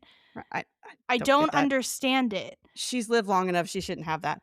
And Correct. apparently that was being portrayed that he was a womanizer or something along those lines. Like he That's how Sonny portrayed it, was proclivity. that Yeah, there was he didn't wanna move into acting or into the radio star didn't wanna move into acting or into the daytime because he spent his daytime with a married woman right. He made it sound sullied or whatever or and with dirty. married women. He actually Right, right, specified that right. it was probably more than one. Which made her have a decision about her own moral Right. compass and that. Yeah. So she She struggled with that a bit. she she she does this. She makes a judgment and then that judgment gets thrown back in her face because she's fucking wrong What I don't understand though and it is doesn't make sense if for the her. writers are trying to force the woman to learn from her mistakes or to shift her thinking or whatever, they Mhm. never do that for David. Right. David stays the same Yes, he throughout the does. whole season. Yes, he does. It's very annoying. Oh, I found another trivia. Okay. So a 555 number was mentioned, and I was like, how long have we been doing 555 numbers for TV? Because 555 numbers are all fake numbers. Right. Um, and in the 1960s, phone companies reserved 555 for all fictional purposes because people kept getting phone calls and it was affecting their clients because people would put random phone numbers into TV shows and whatnot, and then people would call said numbers, and so unsuspecting people would either have to change their phone number or move to get these calls to stop. Nowadays, everybody just uses 555 unless they buy a phone number, which some people do, some Hmm. productions do, as Easter eggs. So The Office did it, and Better Call Saul, several other Oh, TV shows very did it, cool. Okay. but they have actual phone numbers that you can call, and it's a little Easter egg. Neat. Didn't know that. Okay. Mhm. Very cool. See, I have some good things. Anything else for episode 4? No. Beat Okay. that horse. Episode 5, Next Stop Murder. Again, another murder. I just kept thinking, am I watching Clue? Well, and it's not good. No. You got Clue, which is such a great iconic not TV, movie, right? Very funny. Very funny, well acted, well written. Uh-huh. You get the sense of mystery and it's Flames. comedy together. But this episode 5, it read as Clue, but it wasn't as polished. Right. And it wasn't funny. No. The Yeah. whole reason David and Maddie were on the train in the first place, Oh, man. that was so dumb. That was the dumbest reason The to very first have note them was, be. "Why are they on the train?" So they're there. Why are they there? Number 1. Number 2, why didn't they give Agnes her bags and leave? Why didn't Agnes make sure they Yeah. left? Yeah. Well, one of the lines she has, I don't know if you clocked this, but one of the lines she has is Agnes says, "Thank you. I couldn't have done it for myself." She could have. She totally could have. She only had 2 bags. She had 2 bags for 24 hours, by the way. Why the hell, right? Why the hell would you need 2 people, Right. your bosses nonetheless, chaperone you to make sure you got in your compartment okay. Right. Yeah, this whole thing, and then not just that, then she leaves, Agnes leaves, I don't even remember why. She went to scope out things and to find out where she was supposed to go and all that stuff. I mean, fair, valid, but then she leaves them in her room, Right. which, by the way, why isn't there, like, a porter or something dealing with the initial steps? Apparently, this is a private train that But has why these murder why doesn't it have some kind of porter or butler or something you that deals know, with this initial step? Anyway, it's the same answer to why aren't there people in the hospital? There were more people in the bar scene yeah. crammed in there than there were in the hospital scene. Right? Which doesn't make any sense. Okay, anyway. So but then David and Maddie end up in this fold away bed. I didn't even think you could do that. You can't. It's physically impossible because there's not enough space back there. This is, again, how big is this closet? It's another one of those you have to suspend belief, and you can't do that in a show that's supposed to be based in reality. I'm shaking my head. Yeah. Yeah. I'm speechless at this whole scene because David did it on purpose because he's a child Mhm. trying to score basically with a woman Who's supposed to be going on a date. who's supposed to be going on a date, number one. Number two, has clearly told him she is not interested in his shenanigans, in She his body, slapped him, in anything. she's kicked him, and she's stepped on his foot. And told him straight to his face, no. And he still continues to pursue her in Mhm. these juvenile ways. Mhm. The whole premise of this And episode he- is just so dumb. He gave this whole solo soliloquy rant about why he wanted to fucking push the button. Oh, yeah, so the blackout of 1965 was real. Let's start there real quick. That was an actual blackout that affected the East Coast. It affected parts of Canada, Connecticut, Delaware, Maryland, Massachusetts, New Hampshire, New Jersey, New York, Pennsylvania, Rhode Island, and Vermont. Man, that is the whole East Coast. Yeah. And it affected that whole area for about 13 hours. So the whole reason that it happened was it was really cold. And so all of the heat and cooking and all of that stuff to keep places warm caused an electricity drain. There was a misprogrammed relay, and it did what it was told to do, not what it was supposed to do because it was misprogrammed, but it did what it was told to do, where at a certain level it was supposed to shut down this specific line and help reroute. So it did that, and it rerouted things, and that caused all the other ones to overload. Which caused a cascading effect, and then they had to shut things down to keep it from What does cascading. this have to do with a button? Again, he thought that him ringing the doorbell is the reason why that the whole blackout happened.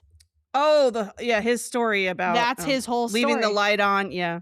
That's his whole story, was that the blackout happened because Again, of him. waste of words, waste time. of time. And it tells us nothing about David. It tells us nothing about Maddie. It tells us nothing. The only thing it tells me is that David, the character, not Bruce Willis, right? David, the character, has not grown from age 10 or whatever the hell that age was that he left his light on and got in trouble with his mom and whatever. Right. Again, rolling my eyes. Yeah. What?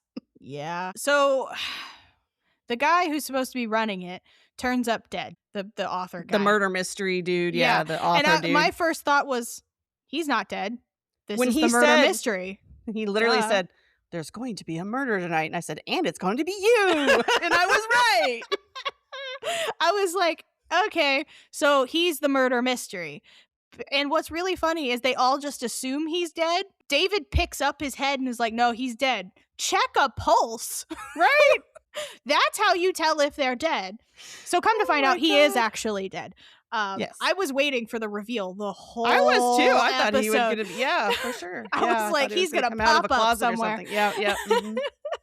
He didn't do that. He was Yeah. actually dead. It didn't. No, the story curved a different way, and then I was like, okay, I know the end of it now. Right. And I was also right with that. So Right. the story was not written in a way that kept you in mystery or kept you in suspense or anything.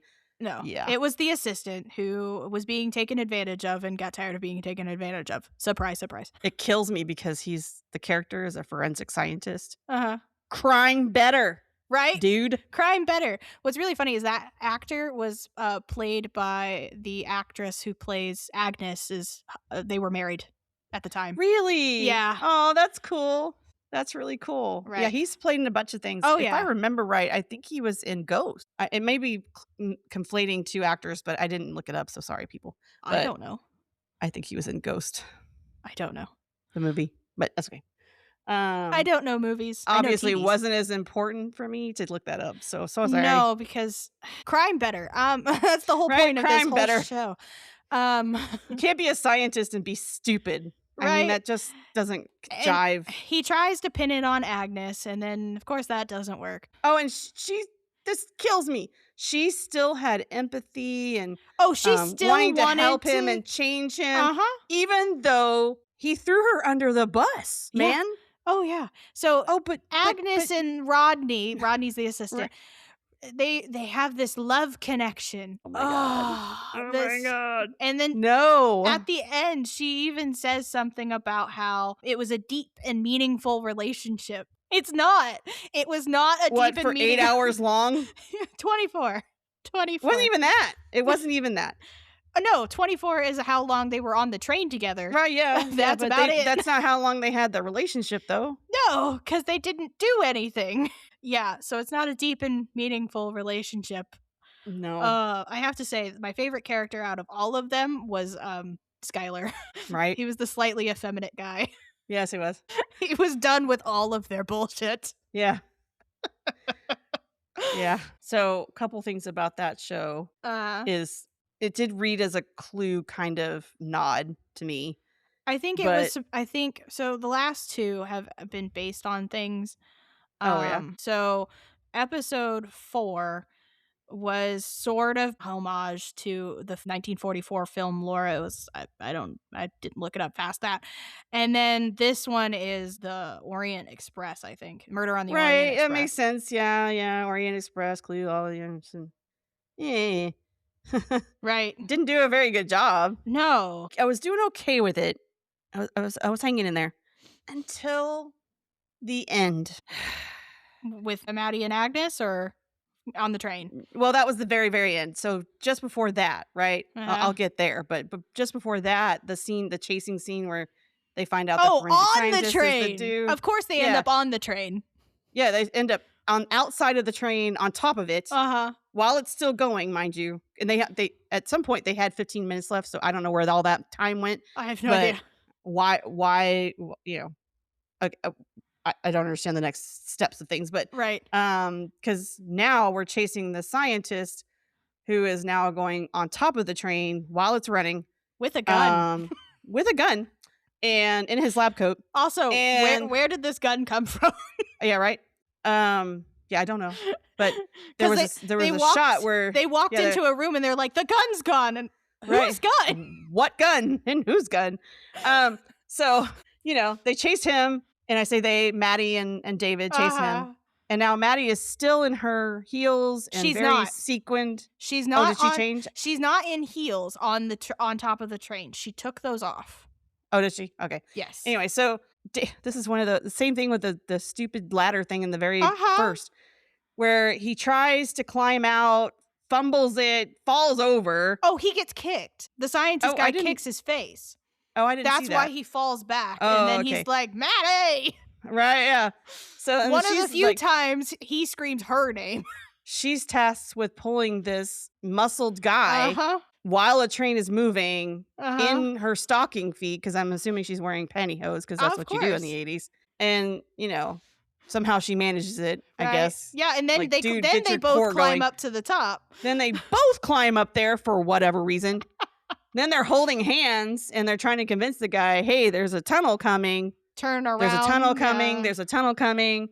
He doesn't listen till the very, of course, suspense. Very supposedly. end. And doesn't he get hit by the tunnel? That's what I assume. Does get hit by the tunnel. Yet his face is not fucked up by the other side. He's awake, alert. There's no blood. His head didn't come off. Right? Dude's okay. Dude is okay. He got hit by a tunnel, a cement tunnel. How many miles per hour? At least 45. I was going to say at least 45. At least 45 miles per hour. He would not be having a head at the moment. No. No. Like I was saying, his face was not fucked up. So we get the head hit by the tunnel, and then we cut to scene where Maddie is standing behind David. David's got a hold of the guy's neck or whatever, No, and they're both he somehow is now at their feet and they're all right, ducked under. So it's so dumb. yeah, and they're still on top of the fucking train. Right. And then it just cuts to them being in the office. So then the conversation with Agnes happens with Maddie and Agnes, and Agnes God. is all like, "I can still love him and get him to change," But blah blah. This whole attitude, but right? 22 years is such a long time. Right. And then she starts talking about she wants to date the sandwich guy. Okay, go date the sandwich guy, whatever. Right. And then Maddie has this great line in all of this, right? Uh-huh. And she has this great line. She's like, "This smile, this is my scar tissue." Oh, And I was like, "Damn, that's pretty good, actually." that's not even from that. I thought it was. No, it's in the middle. She says that on the train Oh, after they get fingerprinted. She I says, had it in the wrong place then. yeah, she says, "Why not me? Why not? Because I was a model? You think I never cried myself to sleep because the phone didn't ring? You think I never fell in love with a man at night and discovered I hated him in the day? You think I was never hurt? This smile, this is my scar tissue." Yeah, that was good. Oh, yeah. Yeah. No, their whole But thing at the in end. that little bit right there, though, Uh-huh. tells me she's got these social skills. She does, You know? yet they don't write that. No, they leave that part out Yeah. because So she's supposedly a moldable woman or whatever. right. So the whole end is supposed to be about Agnes trying to figure out if she is gonna stick around for Rodney or move on because she's in her peak. She also mentions Donahue, Yeah. which is the Phil Donahue show. Oh, is that what they were trying to reference? I think so. It's the American daytime Okay. talk show Yeah, hosted yeah. by Phil He was Donahue. a big daytime show. It ran for 29 seasons, 67 to 96. He was very, very popular. My grandmother used to watch him. Yeah. 6,715 episodes. Dang. Right? Each episode featured Donahue interviewing a panel of guests over different topics. He was, if I remember right, and And this is he- off the cuff, if I remember right, he was one of the first He would talk to daytime anybody. shows, that featured LGBT Yeah, on his show. because he would talk to anybody. Yep. I saw a brief thing as I was trying to find out proper information about how he interviewed at the time an atheist and a Holocaust denier. Oh wow. Yeah. This is before This You is know, this is well when- before all of that is now common things that are discussed. yeah, But the Maury Povich, the yeah, this is well before all of that. This oh is god, his name escapes me. The Jerry one- Springer. Jerry Springer, thank you. I know. I could see his face. I could see his wife's face. Like I was like, oh my god, my brain. he has no name. But Phil Donahue didn't do the shenanigans, right? No, he didn't have the big uproar. He wanted to discuss. That's all It was he very, wanted to do. very much a curiosity thing. Yeah, It was very much a discussion. bringing humanity to these discussions and bringing them out into the open. Right. So yeah. So one thing that was not mentioned was Janet. Janet was the only woman of the group on the train. Oh yeah, the ex-wife. Yeah, but she Yeah. wasn't an ex-wife. She I was thought she was. sort of an ex-lover. He asked to marry her once when he was drunk, Oh, and she regretted never saying yes. Bullshit. Anyway, not the point. That's not the reason I brought it up. So, but she has this line. She says, "Shut up. I hate you. I hate all men. Men are pigs. You're pigs because you don't know what it's like to be left. Men don't get left. Women get left. Like a toy that you're tired I'm of." rolling high Or a so car. hard because I'm like, It doesn't go fast women enough. leave men all the time. I Men know. leave women all the time. That's why I wanted to bring it up. She also mentioned, Janet said, JB loved her and he would eventually have realized it if he had stayed alive. I was like, how deluded are you?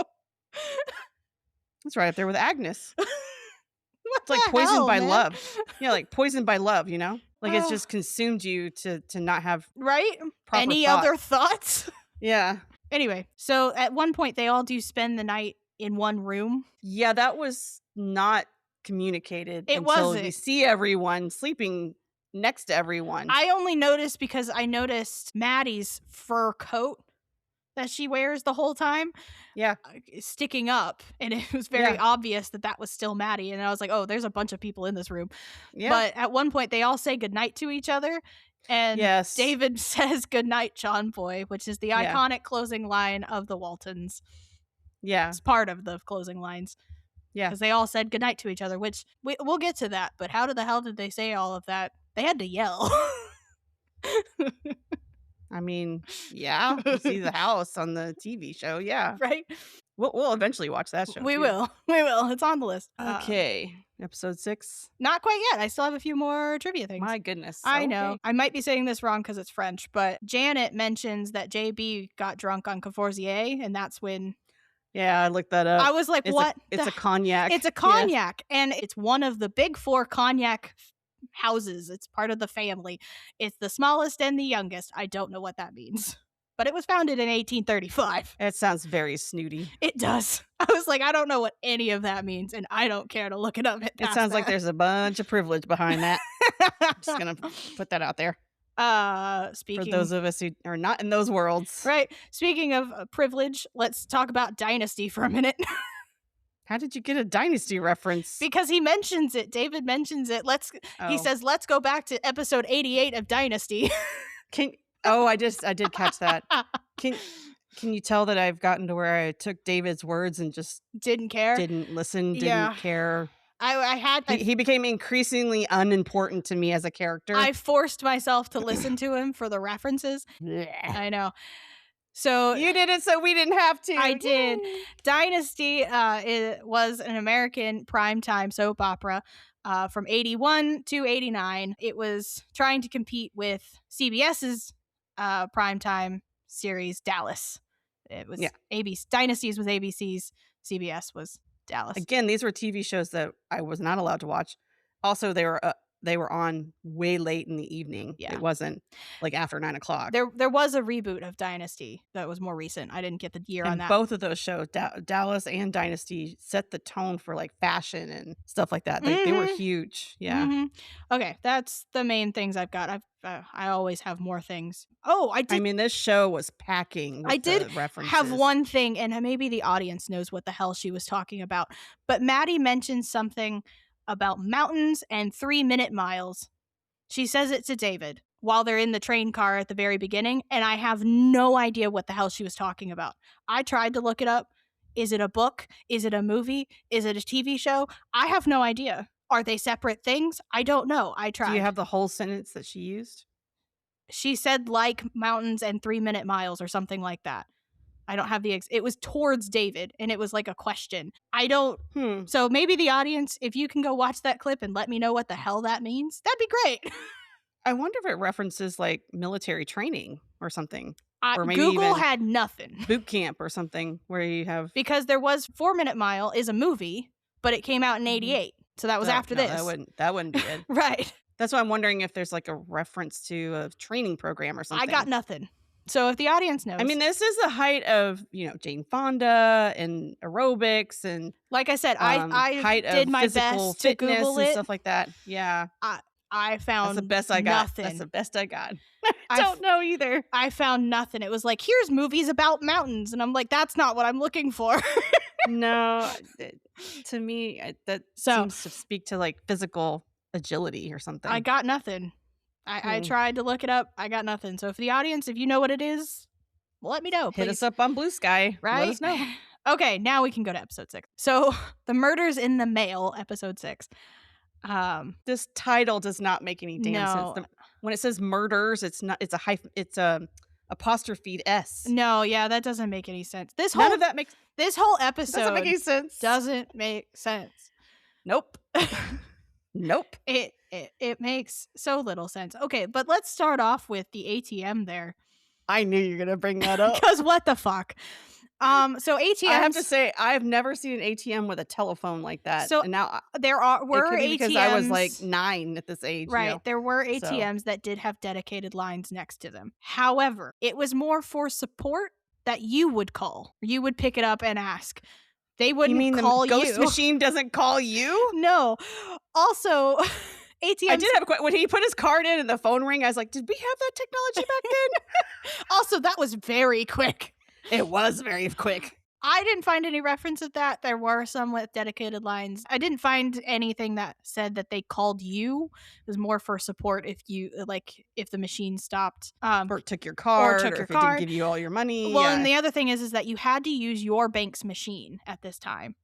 Mhm. That makes So sense. you couldn't just walk up to any machine and pay a fee. Yeah, and did you notice there was not any indication of any bank Right. reference to this machine? Right. Yeah, so No product placement here. no. You had to make sure you use your bank's machine, otherwise the machine would eat your card like it did there. It ate his card because he was dead, but that doesn't make any sense because Oh, no no, one. his card had been canceled. Oh, right. Canceled because he's dead. And his answer to that was, "I didn't cancel my card. Not I'm not dead." Right? Dude, Anyway, this yeah. whole episode did not make much sense. Well, and I found it interesting the way it started out was he had changed flights, Yeah. and the other flight that he was supposed to be on had crashed or gotten into some kind of trouble. Yeah. There was some kind of explosion on that other flight and he had switched flights. So the tone of this the particular episode started where I didn't think it would go. Like, Right, it and went he smiled at that, right? which is weird. It is weird. Oh, I wonder if it's because now we know that he's a spy, right? Right. Or whatever. But That he had died in the air or whatever, but wouldn't there be record that he flew on the other flight? right, there's a lot of things that don't make sense. Uh, what was he working for the CIA or was he working on the other side? No one knows. It wasn't clear. It's unclear even by the end of it if what side this dude that we're following, who's labeled as the blonde guy or whatever, who's not blonde. He's not blonde. Also, can we just say the introduction of characters gives you little to glom onto? Like, Right. I don't give a shit about this guy. I Right. really don't. I cared more that he skipped the flight that blew up or whatever. Right. Like, Oh, that was interesting to me, but it didn't go anywhere, and I was like, "Okay, well, I don't care that, you know." I was proud of the taxi guy who was like, is there a reason you're being followed? Because we've got a car 3 cars back following us. I was impressed with that. Right? That's I was like, that's a what great taxi's gonna taxi yeah. driver. Yeah. What driver is gonna go, "Hey, dude, you got some shit going on, man." Right? Like, no driver is gonna be paying attention. Like, they've got their own music, they got their own shit going on. They're not gonna pay attention to that. Right? Who tells them that? Okay, so there's this whole international whatever on one side, and then you also have Maddie and David with this whole debt collection thing, which doesn't make any sense either. Because if they know where these people are, the debt collectors would just sue them. Right? Why if you know what their name is and where they are, you sue them. Well, and every time she tried to apply logic, he was like swatting that away and like, "No, you don't understand. This is a great idea. We should do this, blah, blah, blah." And I'm like, Right. that doesn't make any sense for your business model, man. I will say, money-wise, the money looked good. So the total that they were trying to get from this one person is $3,400. That comes out in nowadays money, $10,263. And then half Wow. that, which $1,700 on the other side, is $5,101 to us. And that's for one case. So the My money goodness. itself was good if they could do it. Right, and he was already spending the money to get delivery of a Spending piano money and before you have it. Again, man-child. that doesn't make any sense. Ridiculous. None of it made any sense. Also, just side note, it was also mentioned by Maddie that they rent their office furniture. Oh, wow. I was like, why do you rent your office furniture? Wow. That's ridiculous. I didn't catch that. Yeah. Anyway, this whole episode goes back and forth, and there's a dead guy, but then he's not there. And when they actually, that part was dumb. So they get there, and there's this dead guy, and so they leave to go get the cops. And then they come back, and the dead guy's gone. There's a new guy who's saying he was the dead guy. Yeah. Why didn't David stay with the body? Right? Why didn't somebody stay, And or just call 911 or Right, there's any a of your phone. contacts in the apartment. If you've Like- been a detective for this long, why don't you have contacts with the police to say, "Hey, by the They way, don't do their, there's they the don't do their murder." job. Yeah, they don't do their job very well. No, they're very bad at it. So then they leave, and then they come back, and there's this new guy, and then they leave again, and then they come back again late at night, and everything's gone. He's been moved out. But did you catch how they got in this time? Yeah, that was ridiculous. So again, we're at a locked door, and apparently she's out of pins on her person. So So the he's like, "Give me a credit card," and I'm like, "Dude, get your own fucking credit card. right, Why are you asking her for hers? Also, why is she carrying a purse?" right. So credit card that does work on those kind of doors. I will say that. Uh, that's not the point. He also put shaving cream under the door for no fucking reason. I didn't get that. It No. was a juvenile prank, and also when you go in, you'd have to go around Right, you that have to because now step it's around it. sprayed everywhere, and it I mean, you did see the killer dude slip Right. on it, you know, Well, and at that point, you don't even know he's a killer. And right? David is a dumbass and punched a mirror, which turns out to magically help. Which, how is that sheet of paper behind, or that envelope thing behind that mirror? Let's Right? start there. How is that there? I don't know. That doesn't make any damn Why sense. why isn't it a free hanging mirror, and wouldn't it be on the back of that? Right, Why right, is it in the mirror? Like, it's in the mirror. right. That doesn't make any sense. No, it doesn't make any sense. Anyway, and then they go on this huge car chase. Then this guy is like, "I'm the CIA." They didn't ask for badges. Corroborate this guy's story that he's CIA. They give him the envelope so that he can go kill this other Just guy. hand it over. Yeah. And then they end up back there. For some reason, all of the waitresses are wearing French maid outfits. Oh, that Why? Why are they wearing stereotypical French maid outfits? That doesn't for make catering. for catering. That doesn't make any damn sense. And then they then the episode ends with a food fight. Diplomats. This is at a diplomatic thing. Dignitaries, diplomats, all of this stuff having elite. a full food fight. Again, And that's how the episode supposed ends. to be comedic, but it did not It did come not across that land. way. And also, it didn't. There's nothing that says that Maddie and David, the detective agency, is going to get money in some way, or that the government is thankful for stopping this, or anything about the story itself. So we spent Nope, it all ended of that so time weird. Yes. with it to end on a food fight, and I just, I was ready for it to be over. yeah, me too. So I do have a couple more things. I did not have anything else other than the credit card situation. David mentions House at Pooh Corner. I didn't catch that. He said Again, I think I lost the ability to listen to him. That's fair. It's a song written by Kenny Loggins based on the children's book. Right? I know what did it. Yeah, It was released in It's actually a really good song. 1971. And it's told from the perspective of Winnie the Pooh and Christopher Robin, and serves as an allegory for loss of innocence and nostalgia for childhood. Yeah. Also, David mentions the seven Santini brothers when they walk into the apartment and there's nothing in there. He says seven Santini brothers because Maddie asks, like, where is everything? Seven Santini Brothers was a full-service American moving, storage, and relocation company that was founded by seven Italian immigrants. There were seven brothers, five of them who started the business, the last two joined later. It was dissolved in 1993, but it was popular because they had high-profile clients like Elvis and the Smithsonian. Okay. Must have done pretty good work then for to have those customers. Mm-hmm.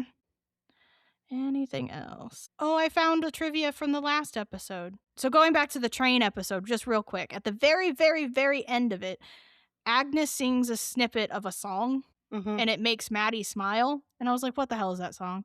It's a song called Chain Gang by Sam Cooke. And I was like, why the hell did she sing that? And I was like, oh, I guess it's because Rodney went to prison, but that's still ridiculous. It's a ridiculous song to sing. Right? I mean, it to me, it speaks to how the guy who wrote this didn't have any clue how to write for women. Right? And that's going to be evident in my next comment, which is overall, what really, really irritated me about this whole show, and I could have done without, is the arguing between the two of the people, with the two characters. Yeah. Because that seemed to be well, and they the never thing that got on the same page ever. no. And it wasn't like a professional debate either. When I kept thinking of this and like if we put this up against X-Files, which is another man-woman Right. combo, and it's a procedural. Also Warehouse 13, right? Another one.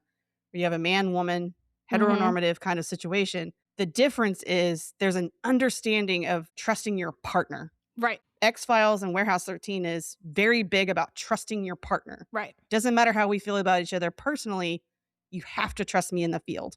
Right. And none of that is covered. No. It's so And part of that, I think, is because neither of them are professionals. We don't know how David got into this business. We know true. how Maddie did because it was one of the businesses she owned and she was a former Right. model and da da da da da. We know that. We don't know how David got into this business, so he's not a professional to us, and so Well, she's not a professional either, and so they're just hodgepodging their way so how are through. we supposed to take this seriously with these Exactly. serious cases, right? How are we Mhm. supposed to take this seriously if they don't trust each other? We're not gonna trust it either Right. because they're not serious about their own training. They're not serious about their own trust with each other. They're Right. not serious about the projects that they're working on. I just couldn't get to where I liked the characters, No.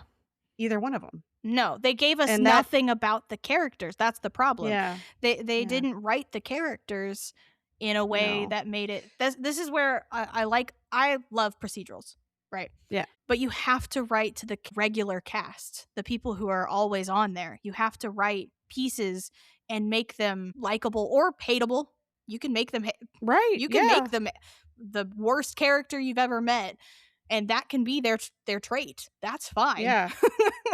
But you have to choose a side, and you have to write information about them. You have to know the character.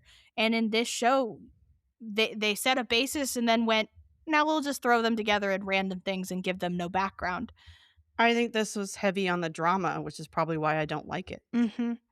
It was It's also whatever too movie-like for me. the it was very I was like, "How many locations are in each episode?" Mhm. Crazy. There was that and, the dialogue, like, it's just a slog. What I did like about it was the costuming was really good, Mhm. We've talked especially about from that Maddie. extensively with Maddie and with, the shirt. Yeah. And then the decor, like, when they got like, episode 2, when we get the new offices and Maddie's stuff like that. office was all pink, and Okay, it was so that it's '80s pink.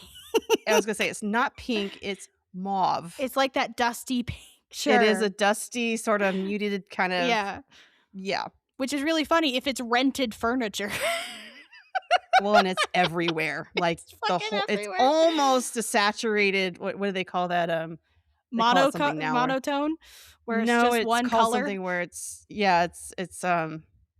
not saturated, it's not that word. It's, not I can't remember the monotone, word now. monochrome, that's what I meant to say. There's a interior design word now for that where you paint everything the same color, the walls, the trim, the everything, it's all the same color. Yeah, I It's can't like remember a what that wash of yeah. it, right? There's nowhere for your eye to sit. But in her office, there were different things.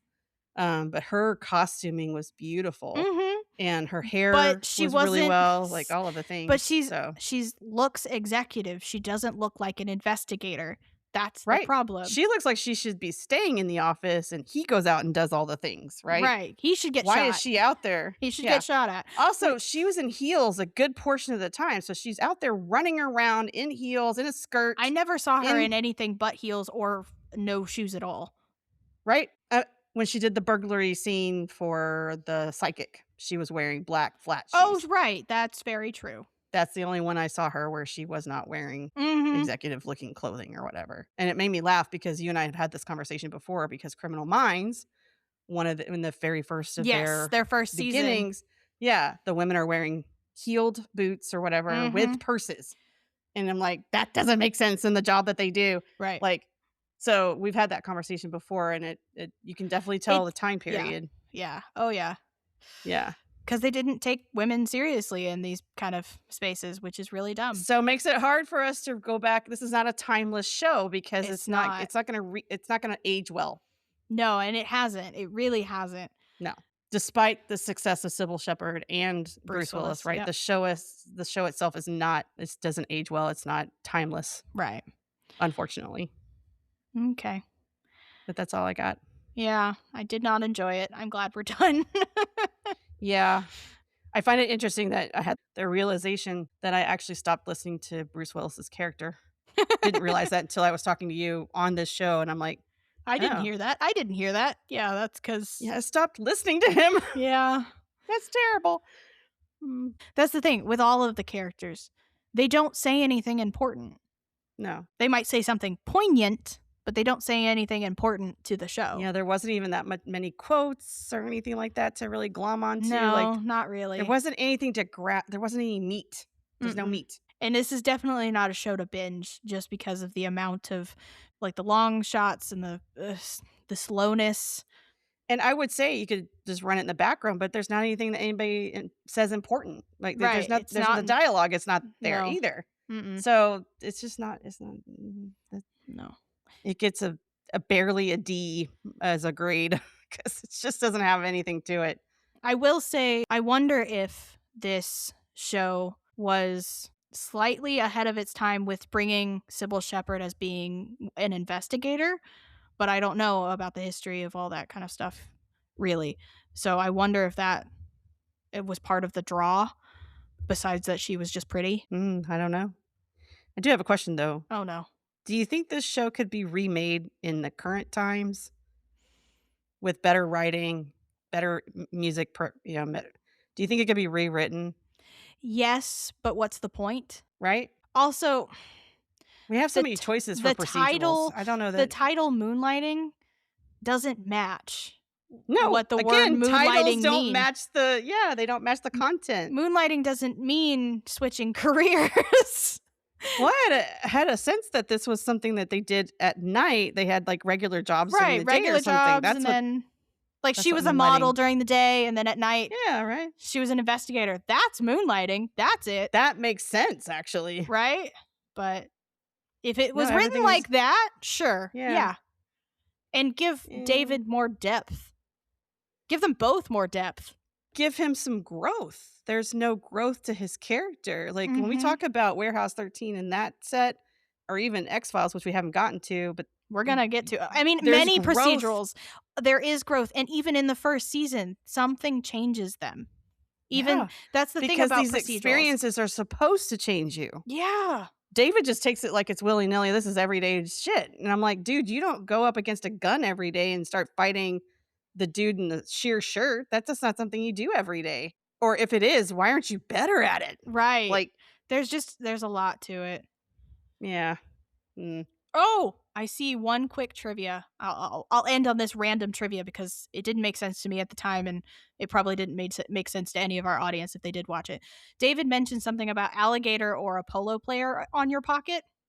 I was like, what the hell does that mean? Oh, it's the brand for a t-shirt. It is. It's polo shirts from Lacoste and Ralph Lauren. Yep. Back in the 80s, those were pretty big. Those shirts were $20 to $40 back then, which is now $60 to $120 Makes sense. in our money. So expensive Yeah. shirts. All right. I remember what we'll those end being there. big deal in the upper echelon of Yeah, but when when he we- said it, I was like, what the fuck does that mean? the status of class, basically. Even my small town high school, that was definitely a status symbol for sure. No. Because it meant that you went to town, which would be another town over Right. or whatever, even in, further towns, the bigger city to get these clothes. You went to the mall, which, Ooh. if you grew up in a small town, you don't have a mall. Right. So Anyway, so we'll end on that. Hope you Also, we enjoyed. do we have malls now? I mean, I don't even know. Not really. No, they're dying. Yeah. They're getting changed into other things slowly over time. High schools and getting turned into retirement communities and other That's things like awesome. that. Good. So, I like the upcycling. That's good. right? All right. Okay. Well, wasn't terrible, wasn't too bad. We got through We it. hit the 80s finally. We did hit the 80s finally. Taking us a bit. And the thing is because the 80s, the shows just have They're so so many. long. Yeah, the seasons got longer or whatever. It was definitely prime time, literally prime time for TV watching, and people were being capitalized for that. But now it's streaming and it's a little different. Yeah. So Well, go love yourself. Go be amazing. exercise that self-compassion. Always. Always. And go follow us on Blue Sky. Yes, follow us on Blue Sky. And then listen to us Have next fun. time. Right? It'll be good. It'll be good. Oh, yeah. The next one will be fun. I appreciate our audience and thanks for listening to us Mhm. jibber jabber about this stuff. All right. Bye, everybody. Bye.